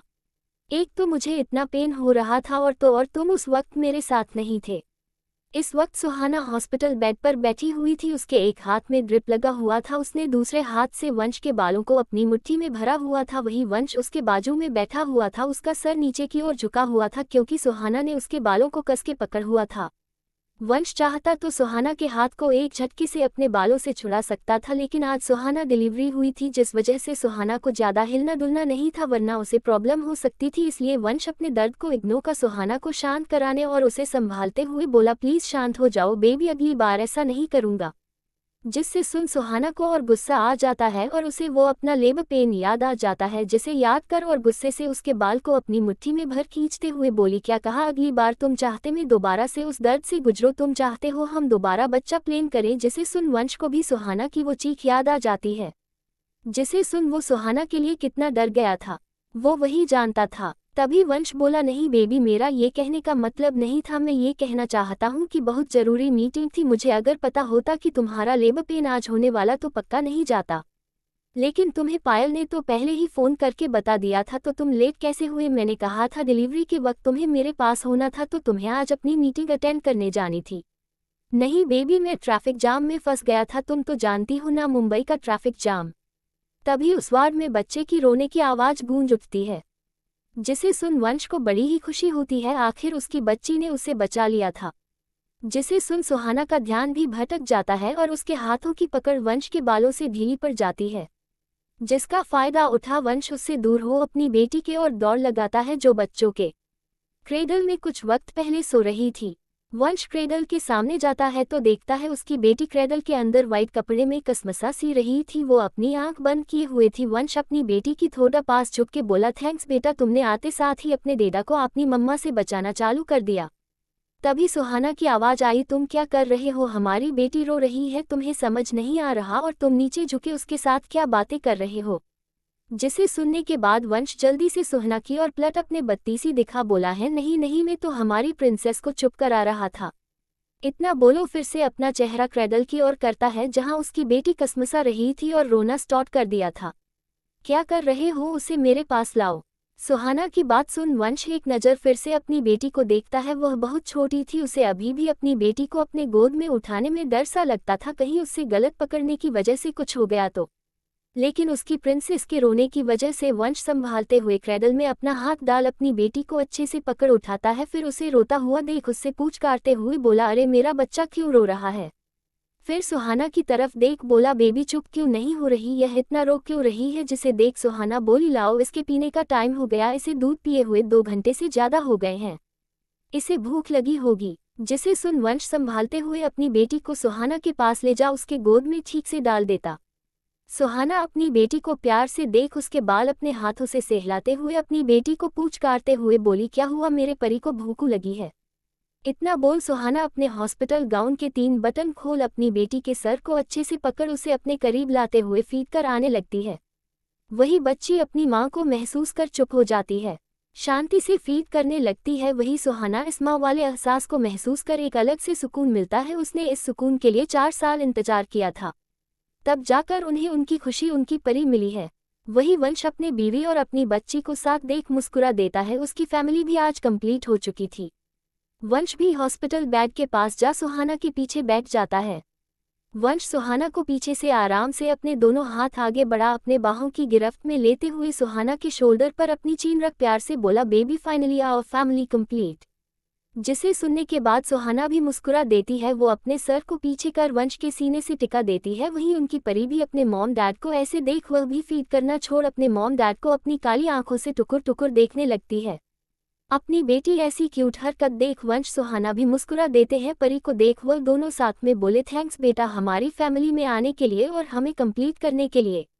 रिट्टी जी, राजवीर 20 साल में ही बाप बन चुका था, वह भी उनकी मिस्टेक की वजह से, या राजवीर की ऑब्सेशन और गस, या भी कह सकते हैं इतनी जल्दी राजवीर का डेट बनने का रीजन है वह आपको बाद में पता चलेगा। मैं इन पर भी मैं स्टोरी बाद में लिखूंगी, इसलिए मैं इनके बारे में भी अभी डिटेल से दे रही हूँ। जब मेरी स्टोरी चलेगी तभी मैं इनकी भी स्टोरी आगे एंड में लिखूंगी। और आपको बोर लग रहा है इनकी स्टोरी से तो 5 से 6 एपिसोड तक का वेट कर लीजिए, उसके बाद कबीर और प्रिंसेस की स्टोरी चलेगी। और हाँ, आपने कहा मैं उनके पेरेंट्स पे ज़्यादा फोकस क्यों कर रही हूँ, क्योंकि उनकी भी एक केमिस्ट्री है। मैं अदर स्टोरी की कॉपी करके उन्हें साइड रोल नहीं देना चाहती थी, मैंने इसे अपने तरीके से लिखने की कोशिश की है। अगर आपको पसंद न आए तो आप 6 से 7 एपिसोड के बाद ही पढ़ना, क्योंकि कुछ एपिसोड में इनका रोल चलेगी। हेलो फ्रेंड्स, आपको अगर वीडियो का नेक्स्ट एपिसोड चाहिए तो वीडियो को 10 कमेंट्स एंड 100 लाइक्स कंप्लीट कर दो, नेक्स्ट एपिसोड आ जाएगा। एपिसोड 6, किंग ऑफ माफिया के बेटे। कपूर मेंशन, रात का वक्त 8 बजे। राजवीर का स्टडी रूम। जहां राजवीर अपने ऑफिस से रिलेटेड फाइल चेक कर रहा था तभी उस स्टडी रूम कोई डोर नॉक करता है। जिसे सुन राजवीर अपनी फाइल्स चेक करते हुए कमिंग बोलता है। तभी उस रूम में कोई एंटर करता है, जिसे महसूस कर राजवीर अपनी फाइल से नजर हटा सामने देखता है तो पाता उसके सामने कबीर खड़ा था, जो इस वक्त ब्लैक प्योर कॉटन की नाइट सूट में था, जो उसे एलिगेंट लुक दे रहा था। कबीर को देख राजवीर अपनी फाइल से नजर हटा अपने बेटे को अपने एक्सप्रेशन ने चेहरे के साथ देखने लगता है। वो जानता था उसका बेटा क्या कहना चाहते हैं, लेकिन वह अपने चेहरे पर बिना भाव लाए अपने बेटे को देखने लगता है। कबीर भी अपने चेहरे पर कोई इमोशनल ना ला अपने डैड से बोलता है, dad I can't go military base. जिसे सुन राजवीर अपनी एक एवरो ऊपर की ओर उठा कबीर को देखता है, लेकिन कबीर वैसे ही अपनी डैड के सामने बिना डर के खड़ा रहता है। तभी राजवीर की सर्द आवाज आती है, तुम बिना किसी रीजन की मिलिट्री बेस कैसे छोड़ सकते हो? डैड, मैंने यह नहीं कहा कि मैं ट्रेनिंग पूरी नहीं करूंगा, लेकिन मैं मिलिट्री बेस जाकर यह ट्रेनिंग नहीं करूंगा, मैं इसे घर से कंटिन्यू करूंगा। तभी राजवीर बोला, तुम्हारा ये सब करने का रीजन क्या है? राजवीर जानता था उसका बेटा ये सब क्यों कर रहा, लेकिन उसके मुंह से सुनना चाहता था। तभी कबीर बिना भाव के बोला, प्रिंसेस।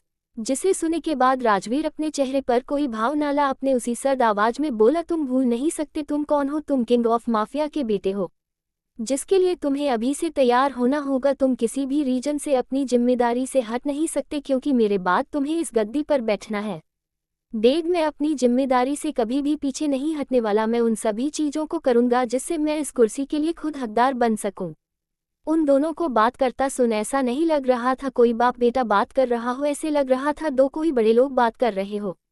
कबीर को जो कहना था वो के स्टडी रूम से बाहर निकल जाता है। वही राजवीर अपने बेटे को जाता देख अपने चेहरे पर एक अजीब सी मुस्कान लिए देख रहा था। कबीर स्टडी रूम से बाहर आ कॉरिडोर से हो रेलिंग के पास जा खड़ा होता है, अपने दोनों हाथ से रेलिंग को पकड़ नीचे देखता जहां ग्राउंड फ्लोर के हॉल में सुहाना अपनी बेटी को लिए बैठी थी। उसी के साथ पायल बैक बात करी थी। सुहाना को डिस्चार्ज हुए हॉस्पिटल से 29 दिन हो गए थे। इस वक्त कबीर थर्ड फ्लोर पर खड़ा था। उसकी नजरें सुहाना के गोद में जाती, जिसमें बेबी पिंक कलर की कॉटन की फ्रॉक पहनी हुई छोटी सी बच्ची सुहाना की गोद में खेल रही थी।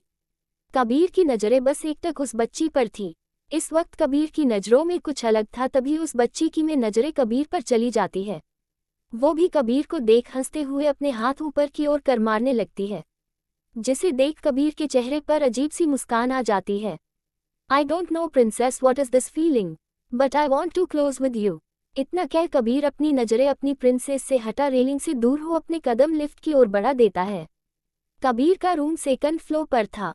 नेक्स्ट डे रात का वक्त 7 बजे सिंघानिया मेंशन में अलग ही हलचल मची हुई थी, क्योंकि वंश सिंघानिया ने अपनी बेटी की होने की खुशी में बहुत बड़ी पार्टी रखी थी। साथ ही पंडित जी ने 1 महीने बाद का ही नामकरण का मुहूर्त दिया था। वही पार्टी इंडिया के मशहूर बिजनेसमैन और बड़े बड़े घर के लोग ने शिरकत की थी। आज पूरे 1 महीने हो गए थे वंश की बेटी आयशा सिंघानिया को इस दुनिया में आए हुए।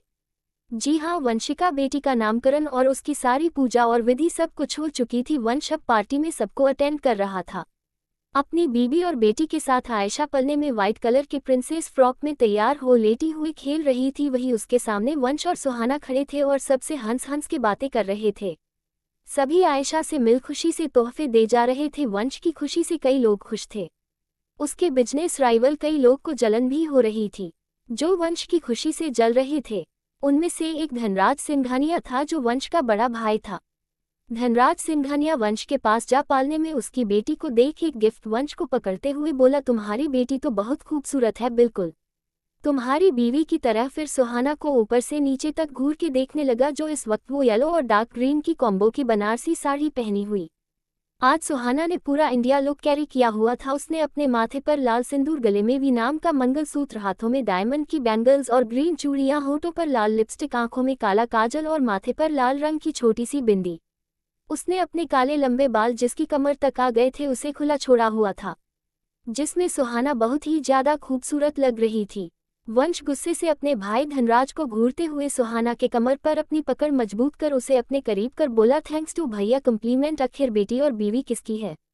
जिसे सुन धनराज गुस्से से झूठी मुस्कान दे वहां से चला जाता है। वही वंश धनराज को अभी भी घूर के देख रहा था। तभी उसे सुहाने की आवाज आती है, तुमने इस बदतमीज इंसान को क्यों बुलाया? जिसे सुन वंश कुछ बोलने वाला होता है, तभी वहां पर पायल आ जाती है। पायल ने आज रेड कलर की नेट की हल्के वर्क की साड़ी पहनी हुई थी, जिसमें वह कहरदा रही थी। उसने अपने होठों पर रेड कलर की लिपस्टिक, आंखों में काला काजल, कानों में डायमंड के झुमके और उसने अपने बाल खुला छोड़े थे जो उसके कमर तक आ रहे थे। हर कोई की नजरें ना चाहते हुए भी पायल पर चली जा रही थी, लेकिन सबके दिल में राजवीर का खौफ भी था, जिस वजह से सब अपनी नज़र उसे हटा ले रहे थे। तभी वंश अपने भाई धनराज को इग्नोर कर सुहाना का ध्यान भटकाने के लिए पायल को अपने सामने देख पायल के मजे लेते हुए बोला, अरे तुम्हारा वह डेविल हस्बैंड कहाँ है जो तुमसे 24 घंटे चिपके रहता है? जिसे सुन पायल अपनी आंखें छोटी कर घूरते हुए वंश को बोलती है, इससे तुम्हें क्या? नहीं, मैं इसलिए पूछ रहा था क्योंकि वो तुम्हें ऐसे पार्टियों में कभी अकेला नहीं छोड़ता, किसी बच्चे की तरह, जैसे अगर तुम्हें छोड़ देगा तो कोई तुम्हें खा जाएगा या तुम खो जाओगी। जिससे सुन पायल का मुंह बन जाता है। वो वही जानती थी वो कैसे राजवीर से बचते हुए आई है। तभी वह वंश को घुरते हुए देख बोलती है, तुम्हारा क्या है, तुमने भी तो अपनी बीवी को जकड़ा हुआ है। जैसे कि वह कहीं भाग जाएगी, उसकी नजरें वंश के हाथों पर थी, जो सुहाना के कमर को जकड़े हुए अपने करीब कर खड़ा था। जिसे सुन वंश अपनी पकड़ सुहाना पर और मजबूत कर बोलो, तो यह मेरी बीवी है। वही पार्टी की दूसरी साइड दो जोड़ी आंखें वंश पायल घूरे जा रही थी।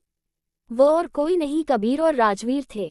राजवीर ने आज ब्लैक कलर का टक्सीडो सूट पहना था, जो उसकी पर्सनैलिटी पे फब रहा था, जिसमें वो काफी ज्यादा हॉट लग रहा था। काफी लड़कियों की नजरें राजवीर पर थी, लेकिन उन्हें पता था वह उनका नहीं हो सकता था। तभी राजवीर को कबीर की आवाज आती है, why bloody dirty hand touch my princess. Kabir ने भी आज सेम राजवीर के जैसा ब्लैक छोटा टक्सीडो सूट पहना था, अपने साइज का, जिसमें वह काफी ज्यादा डेसिंग लग रहा था। वह बिल्कुल राजवीर का कार्बन कॉपी लग रहा था, बस वह राजवीर से छोटा नजर आ रहा था। इस वक्त कबीर के चेहरे के भाव सर्द थे। उसकी नजरें हॉल के बीचों बीच उस पालने पे थी, जहां वंश, सुहाना और पायल खड़ी थी, और सारे गेस्ट उनसे मिल, उनकी बेटी आयशा से मिल, कभी उसे टच करते, कभी उसे खिलाते, फिर गिफ्ट दे चले जाते। जिसे देख पता नहीं कबीर को बहुत गुस्सा आ रहा था। उसके चेहरे के भाव इस वक्त बिल्कुल सर्द थे। उसकी सर्द आंखें सिर्फ उन लोगों पर टिकी थी जो आयशा को टच कर रहे थे, जिसे देख कबीर की हाथों की मुट्ठी बंद हुई। कबीर को उन लोग के डर्टी हैंड जब उसकी प्रिंसेस को टच कर रहे थे, जिससे उसे बहुत गुस्सा आ रहा था। वह नहीं चाहता था कि उसकी प्रिंसेस पर किसी की नज़र भी पड़े, ये कोई उसके करीब भी आए। तभी कबीर बोला, वाई वंश Singhania arrange this bloody party. हम नॉर्मल तरीके से भी प्रिंसेस का नेम सेरेमनी सेलिब्रेट कर सकते थे। वही राजवीर अपने बेटे की बात सुन कुछ नहीं बोलता। वह बिना किसी को कुछ कहे अपने कदम पायल की ओर बढ़ा देता है। वही कबीर भी अपनी डेट के साथ पायल की ओर चल देता है, क्योंकि वहीं पर पालने में उसकी प्रिंसेस भी थी। वही जो पीछे बड़े बड़े बिजनेसमैन जो राजवीर से बात करना चाह रहे थे, राजवीर का ऐसे बात को बीच में छोड़ उन्हें जाता देखते बस रह गए, क्योंकि राजवीर के आगे कोई कुछ नहीं बोल सकता था। दोनों बाप बेटे को देखते हैं जो एक ही जैसे डेविल नजर आ रहे थे, जिसे देख साफ पता चल रहा था अगला बिजनेस वर्ल्ड में राज करने वाला कौन है।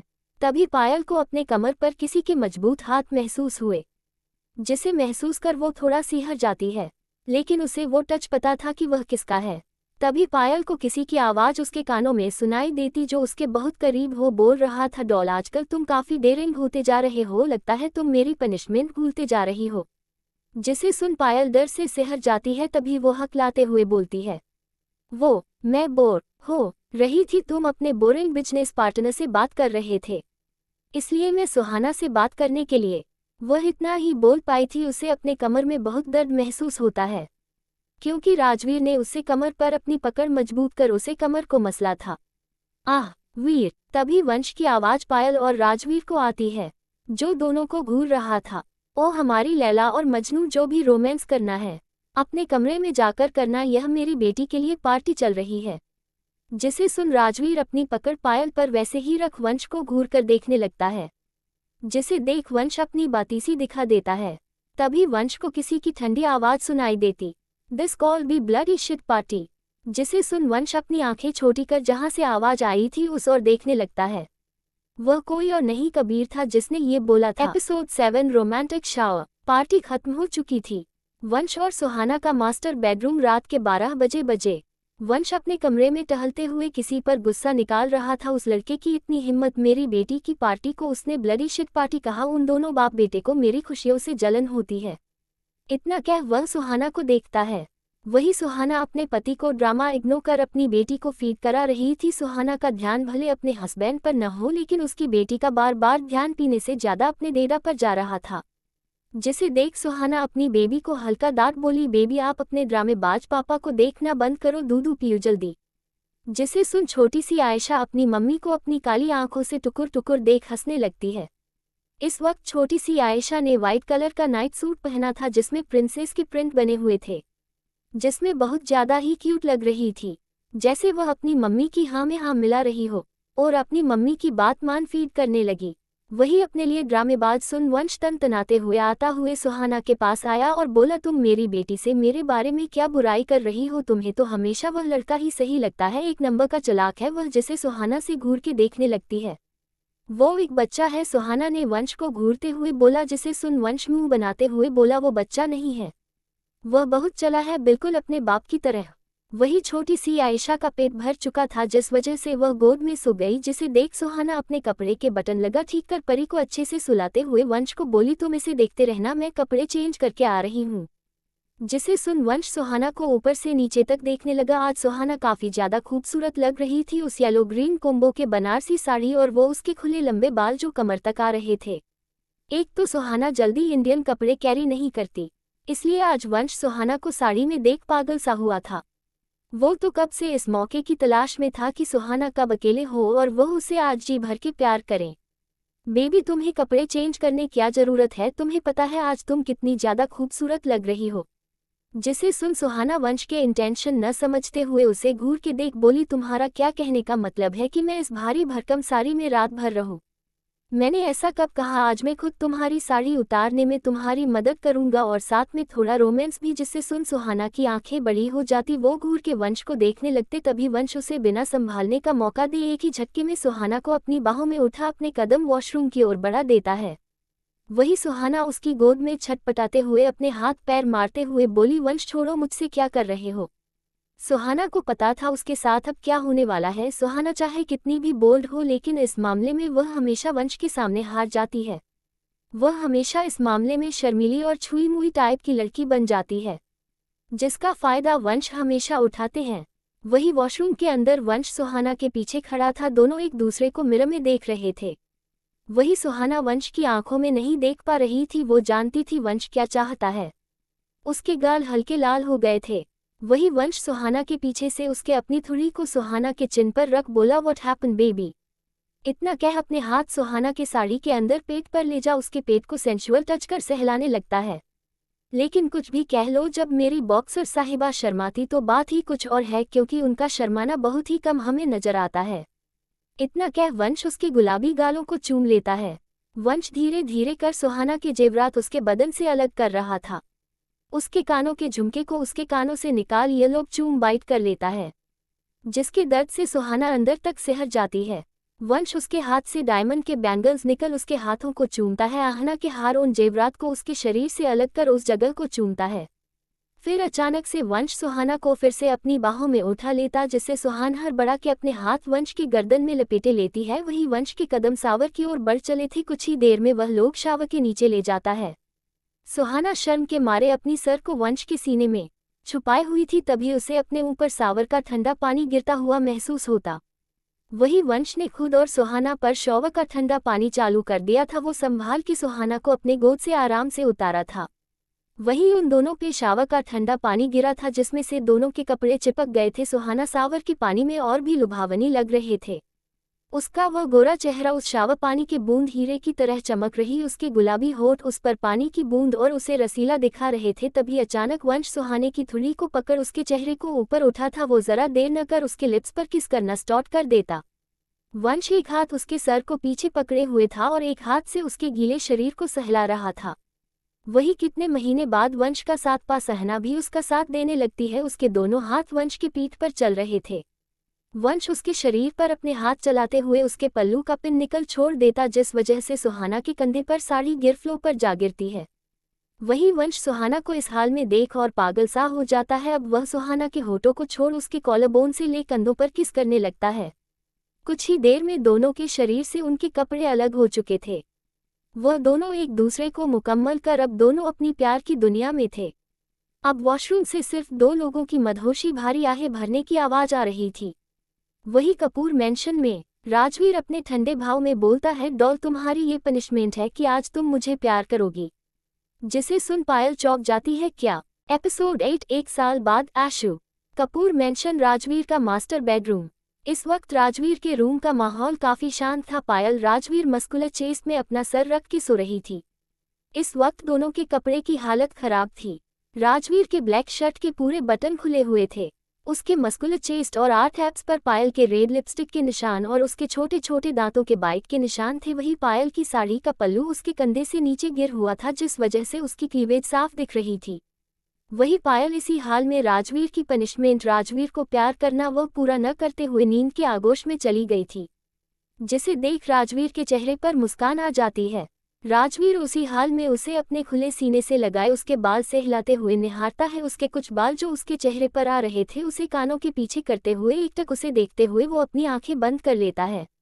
1 साल बाद कपूर मैंशन के बड़े से हॉल में एक बच्ची अपनी लड़खड़ाते कदमों से अपने एक हाथ टॉय पकड़े हुए, जिसने इस वक्त स्काई ब्लू कलर की नी लेंथ फ्रॉक पहनी हुई थी, बालों में छोटे छोटे क्लिप लगाए हुए थे।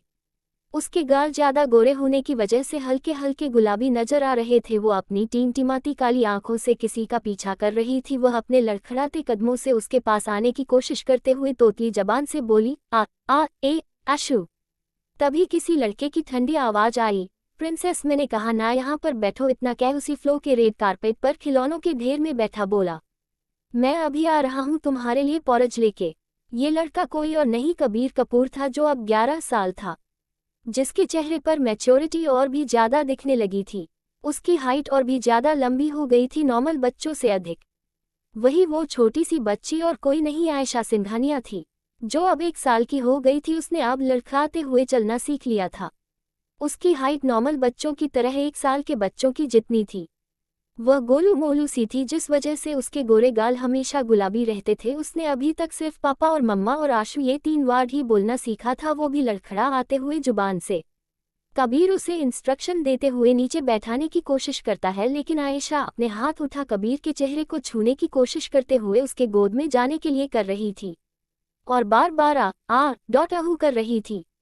आज पायल और सुहाना शॉपिंग के सिलसिले से बाहर गई थी, जिस वजह से आयशा कबीर के पास थी। वही कबीर आयशा को अकेले ही संभाल रहा था, बिना केयरटेकर के, क्योंकि उसे अपने आसपास लोग पसंद नहीं थे और उसे पसंद नहीं कि उसके अलावा कोई भी आयशा को टच करे, उसका ख्याल रखे। प्रिंसेस, मैंने बोला ना तुम्हारे लिए मैं पोरज खाने के लिए ला रहा हूँ, तुम्हें भूख लगी थी ना।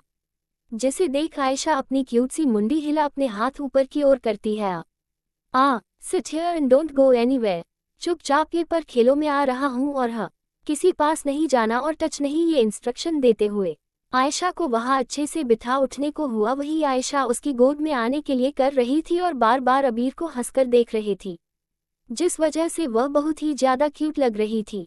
जिसे देख कबीर उसके माथे पर किसकर उसे उसकी फेवरेट डॉल देते हुए उसका ध्यान भटका वहां से किचन की ओर चल देता है। कबीर के विला में सर्वेंट की कमी नहीं थी, वह एक इशारा करे सब एक पैर पर खड़े हो जाए, लेकिन कबीर को आयशा का काम करने में एक अलग सी फीलिंग आती थी। वो उसे नहीं पता क्या था और उससे पसंद नहीं कोई उसका काम कोई और करे।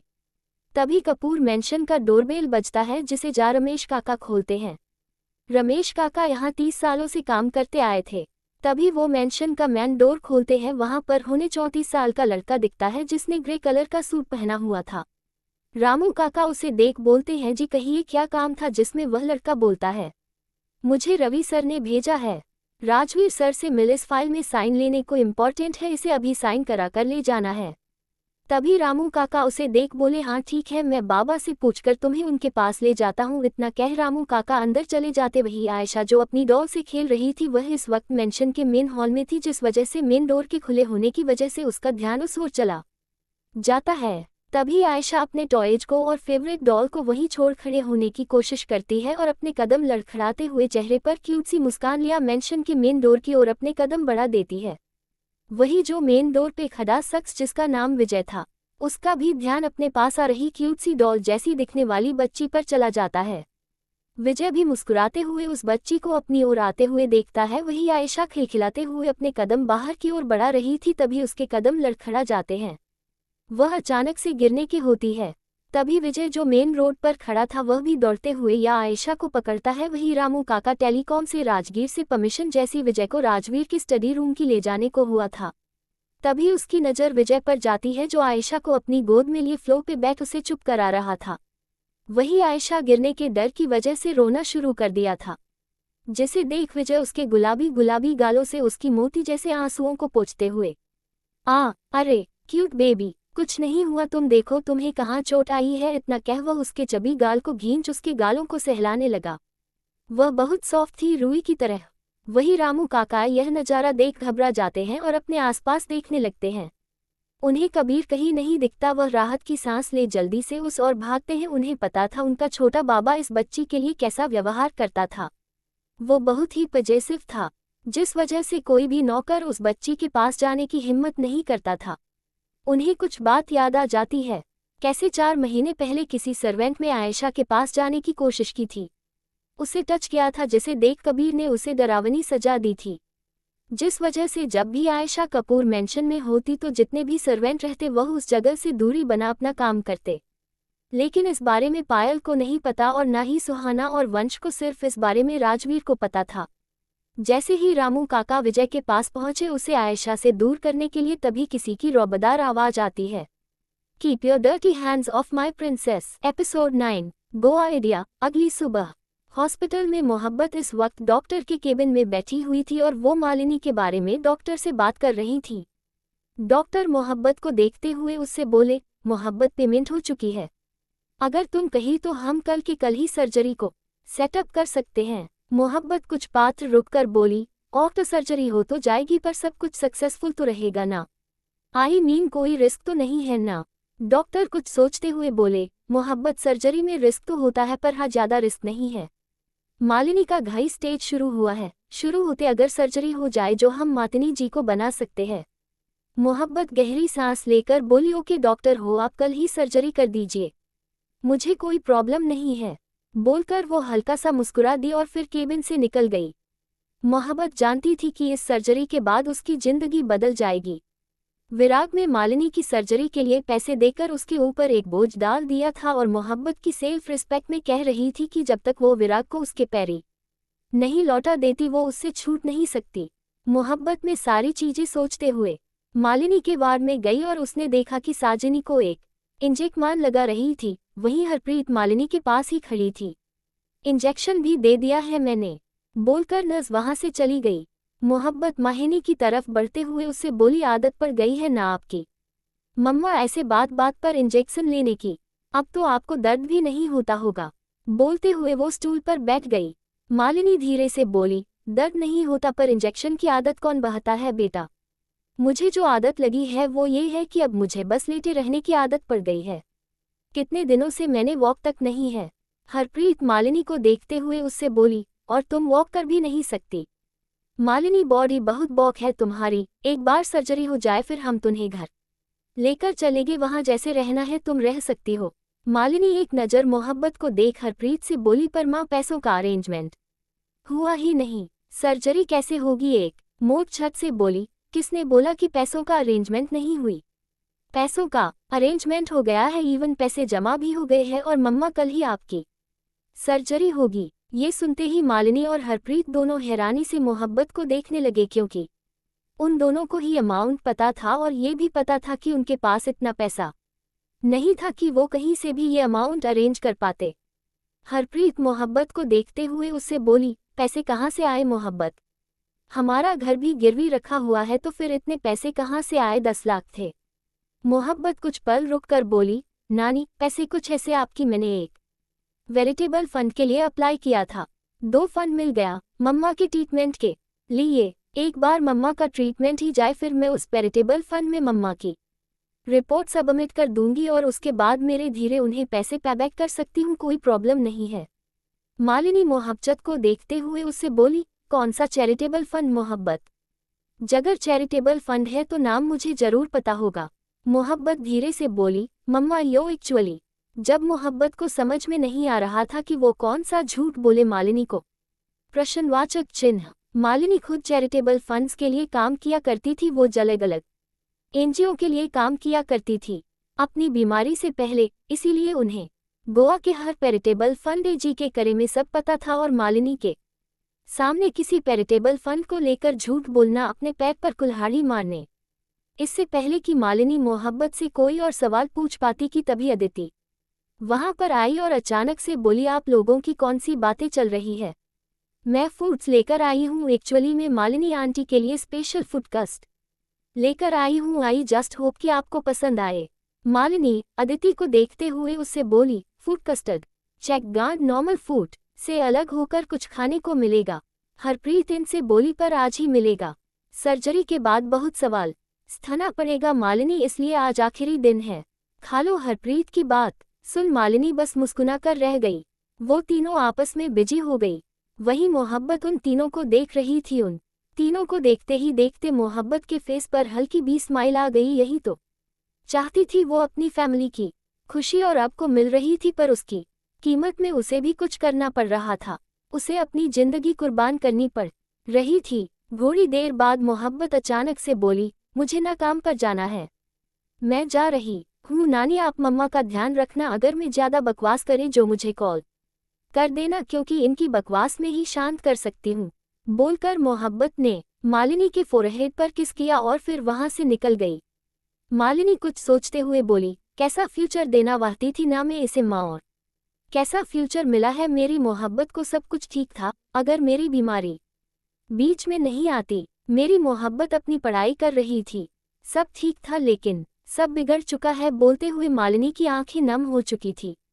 हत्तीत मालिनी के कंधे पर हाथ रखकर उससे बोली, शांत हो जाओ मालिनी, तुम्हें पता है ना मोहब्बत तुमसे कितना प्यार करती है। उसके लिए तुम ही उसकी माँ हो, उसकी बाप हो, उसका पूरा खानदान हो, इसीलिए खुद को इतना डिमोटिवेट नहीं करना है। सर्जरी के बाद ठीक होकर तुम फिर से काम करोगी और हमारी मोहब्बत अपना फ्यूचर बनाएगी, जो वो हमेशा से चाहती थी। मालिनी ने हरारीत को देखा और उससे बोली, माँ मेरी गलती थी ना कि मोहब्बत को कभी बाप का प्यार नहीं मिल पाया। एक गलत इंसान, एक गलत फैसले ने मेरी जिंदगी बदल दी, साथ में मेरी मोहब्बत के सिर से। हरप्रीत बाँच में ही बोली, उसे बाप का प्यार मिला है मालिनी, उसे बाप का प्यार बेशक मिला है। ये सुनते ही मालिनी बिल्कुल ग्रुप हो गई और कुछ सौधने वी अदिति जी उन दोनों की बातें सुन रही थी। वो मन में ही बोली, बाप का प्यार मिला है, इस बात का क्या मतलब था। बोलते हुए वो भी कुछ सोचने लगी। काही मोहब्बत सीधे कह के गई, जहां पर वो काम करती थी वो दिन में कैफे और रात में क्लब में 25 रूम सर्विस के लिए काम करती थी। कैफे पहुंचकर मोहब्बत ने अपने कपड़े चेंज किए और फिर वो अपने काम पर लग गई। इस वक्त मोहब्बत कियन एरिया में थी और वो कुछ काम कर रही थी, तभी एक लड़की उसके पास आई और उससे बोली, मोहब्बत एक वीआईपी कस्टमर जाया है, उन्हें तुम हैंडल करोगी। मोहब्बत ने उस लड़की को देखा और उससे बोली, ये काम में जरूरी है। निशा मोहब्बत को देखते हुए उससे बोली, बेशक जरूरी है मोहब्बत, तुम्हें करना पड़ेगा क्योंकि तुम बॉस की फेवरेट हो और उन्होंने ऑर्डर दिया कि ये काम तुम करोगी क्योंकि उन्हें तुम पर सबसे ज्यादा ट्रस्ट है।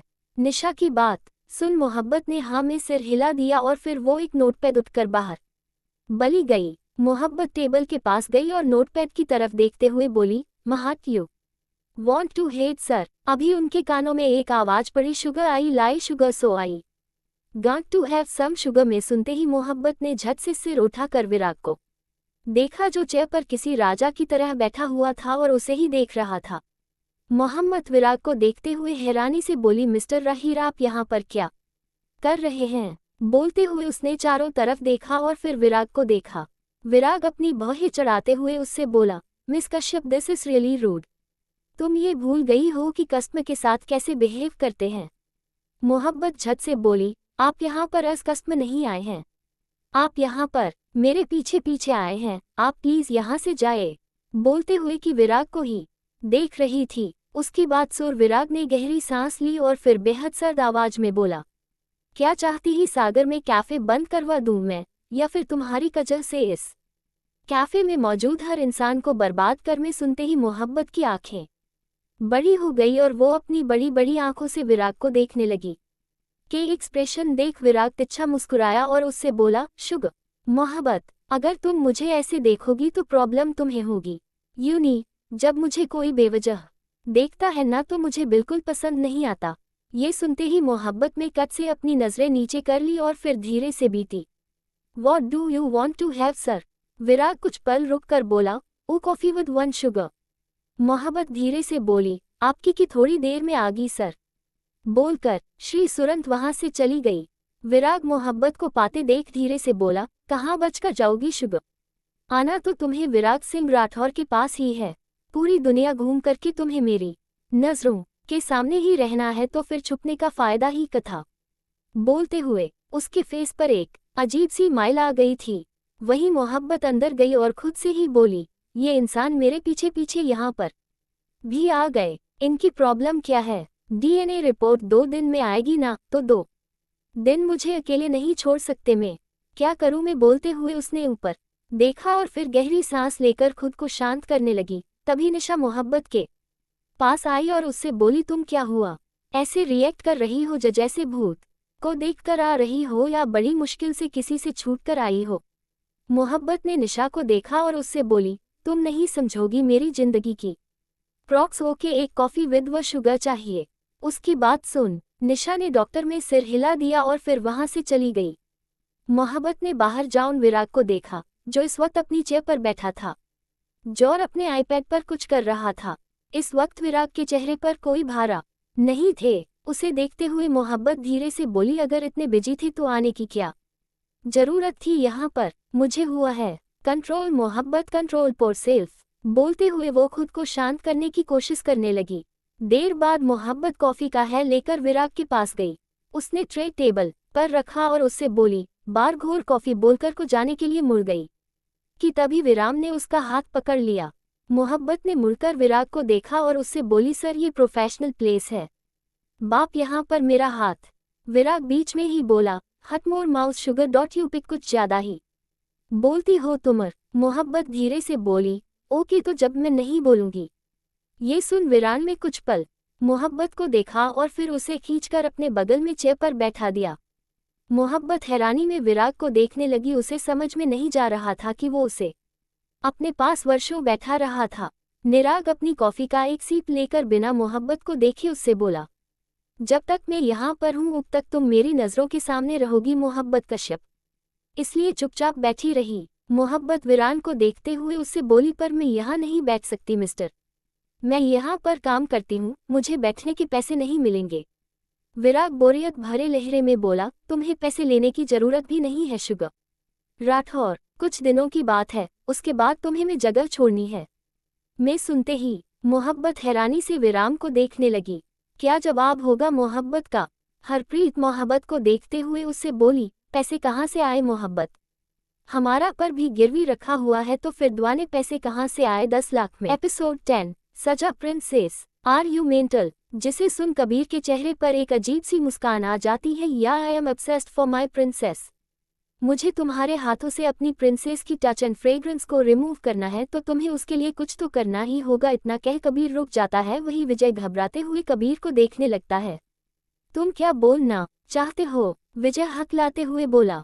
कबीर विजय को देख अपनी ठंडे एक्सप्रेशन के साथ बोला, तुम मेरी प्रिंसेस की टच एंड फ्रेंगन को अपने साथ कैसे ले जा सकते हो? तुम्हें पहले अपने हाथों से मेरे प्रिंसेस की टच और फ्रेंगन को रिमूव करना होगा, फिर अपनी सोफे टेबल कांच की बोल पर पड़ती है जिसमें गर्म खौलता पानी था, जिसमें से अभी भी धुआं निकल रहे थे। कबीर अजीब तरीके से उस बॉल को देख विजय से बोला, इस पानी के बोल में अपने हाथ डूबा, अपने हाथों को अच्छे से साफ कर मेरी प्रिंसेस की टच को अपने हाथों से रिमूव करो। जिसे सुन विजय चौंक जाता है। ए लड़की तुम पागल हो क्या? जिसे सुन कबीर को कोई फर्क नहीं पड़ता। वह अपनी उसी ठंडे भाव में जवाब देता है, या only for my princess and I don't like repeat my word. वही रामू काका जो साइड में खड़े ये सब कब से देख रहे थे कबीर की यह बातें सुन वह घबरा जाते हैं। वह जल्दी से हॉल के टेलीकॉम साइड जा चुपके राजवीर के स्टडी रूम में कॉल लगा राजवीर को सारी बात बता देते हैं। वही विजय वहां से जाने के लिए फिर से कोशिश करता है लेकिन राहुल ने फिर से उसे दबोच लिया था, उसकी जगह पर खड़ा कर देता है। विजय अपने आप को छुड़ाने की कोशिश करते हुए चिल्लाता है, छोड़ो मुझे छोड़ो। वही बस कबीर एक नज़र राहुल के आंखों में देखता है जिससे वह सब समझ जाता। वह विजय को खींचते हुए उस बॉल के सामने ले जा विजय के हाथ उस गर्म पानी के बॉल में जबरदस्ती डाल देता है। तभी अचानक से उस बड़े से आलीशान हॉल में विजय की चीख गूंज उठती है। वह उस गर्म पानी के बॉल से अपने हाथ निकालना चाहता था लेकिन राहुल की पकड़ से छूटना कोई आम बात नहीं थी। वह अच्छा खासा ट्रेन बॉडीगार्ड में से एक था, भले वह कम उम्र का था लेकिन उसे ट्रेनिंग उसकी छोटी उम्र देखी नहीं दी गई थी।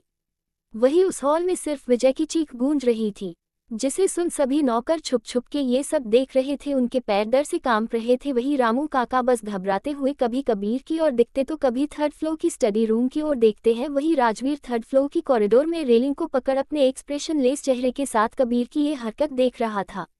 वही विजय की चीख सुन कबीर के चेहरे पर एक अजीब सा सुकून, सेटिस्फैक्शन था। वो सर्टिफाइड भाव के साथ एक टक आहाना को देखते हुए उसके चेहरे को, उसके हाथों को उस वेटेड वाइप से साफ कर रहा था। वही आयशा के चेहरे लाल हो चुके थे। आयशा का रोना सुबकने में बदल चुका था लेकिन विजय की चीख की वजह से आयशा फिर से रोना स्टार्ट कर दिया था। भले आयशा का चेहरा कबीर की तरफ लेकिन विजय की ऐसी दर्द भरी चिकसाना फिर से रोना स्टार्ट कर देती है। कबीर वेट वाइप्स नीचे रख आयशा के चेहरे को सहलाते हुए बोला, रिलैक्स प्रिंसेस, डोंट क्राई। मैंने तुम्हारी टच को उसके हाथों से अब हटा दिया। अब उसके हाथों में ना तुम्हारी फ्रेग्रेंस और टच, अब दोनों ना रहे। तभी उस बड़े से आलीशान हॉल में किसी के रौबदार आवाज को गूंज उठती है, ये क्या हो रहा है? ये बात किसी और की नहीं, राजवीर की थी, जो 3rd फ्लोर की कॉरिडोर पर खड़ा हूँ बोल रहा था, जिसे सुनने के बाद राहुल विजय को हाथों को छोड़ साइड खड़ा हो जाता है। वही राजवीर की आवाज सुन कबीरा सोफे पर अभी भी वैसे बैठा हुआ था। उसके चेहरे पर कोई भी डर के भाव नहीं थी। तभी राजवीर अपनी कड़क आवाज में रामू काका को विजय को वहां से बाहर ले जाने के लिए बोलते हैं। वही विजय राहुल को छोड़ देने के बाद अपने हाथ उस गर्म पानी से निकलता देख जो जल के लाल हो चुके थे, वह भी दर्द से पागलों की तरह तड़प रहा था। तभी रामू काका विजय के पास आते हैं, अपने चेहरे पर माफी वाले भावले उसे बाहर ले जाने के लिए। तभी विजय अपने हाथ झटक राजवीर की ओर देख बोलता है। वही विजय दर्द और गुस्से से बौखलाया हुआ था। उससे यह बात सहन नहीं हो रही थी कि उसके साथ यह सलूक उस बच्चे ने किया था। वह गुस्से से बोला, सर, ये लड़का पागल है, साइको है, इसका इलाज कराना पड़ेगा किसी अच्छे मेंटल हॉस्पिटल में। वो गुस्से से चीख के बोला, जिसे सुनने की बात राजवीर की आंखें शर्द हो जाती है। वह अपनी पकड़ रेलिंग पर टाइट कर देता है। वही रामू काका भी विजय को देखते हुए अपने मन में बोलते का, बोल देइस रे बावरा, अब तेरा का हो। तभी हॉल में राजवीर की सर्द मगर डरावनी आवाज गूंज उठती है, Rahul, I want him dark area. वही राजवीर की इतनी डरावनी आवाज सुन वहां पे सब डर से कांप जाते। वही विजय को अब एहसास होता है उसने अभी क्या बोल दिया है।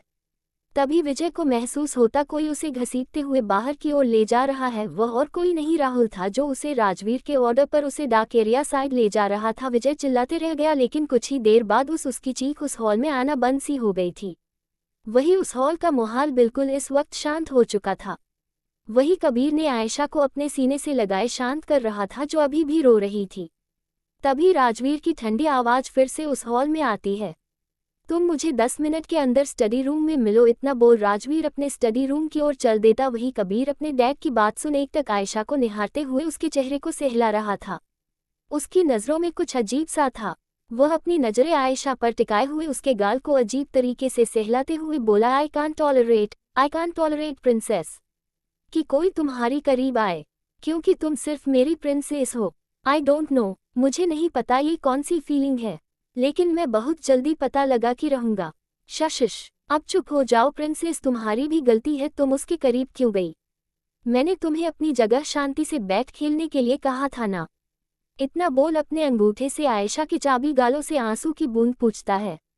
वही 1 से 1.5 साल की आयशा को कबीर की बातें समझ तो नहीं आ रही थी। वह बस सुबकते हुए अपने लाल चेहरे और आंसू से भरी भूरी आंखों के साथ कबीर का चेहरा टुकुर टुकुर देख रही थी, जिसके चेहरे पर कुछ अजीब से भाव थे। वही कबीर आयशा को अपने सीने में लगा उसके पीठ को रब करते हुए अब उसे शांत कर आने लगा था। 10 मिनट बाद राजवीर का स्टडी रूम। राजवीर अपने स्टडी रूम के लेदर की चेयर पर किसी राजा की तरह बैठा हुआ था। वही कुछ दूर पर राहुल और कबीर उसके सामने खड़े थे। राहुल ने अपना सर नीचे किया था, लेकिन कबीर अपने डैड को देख रहा था।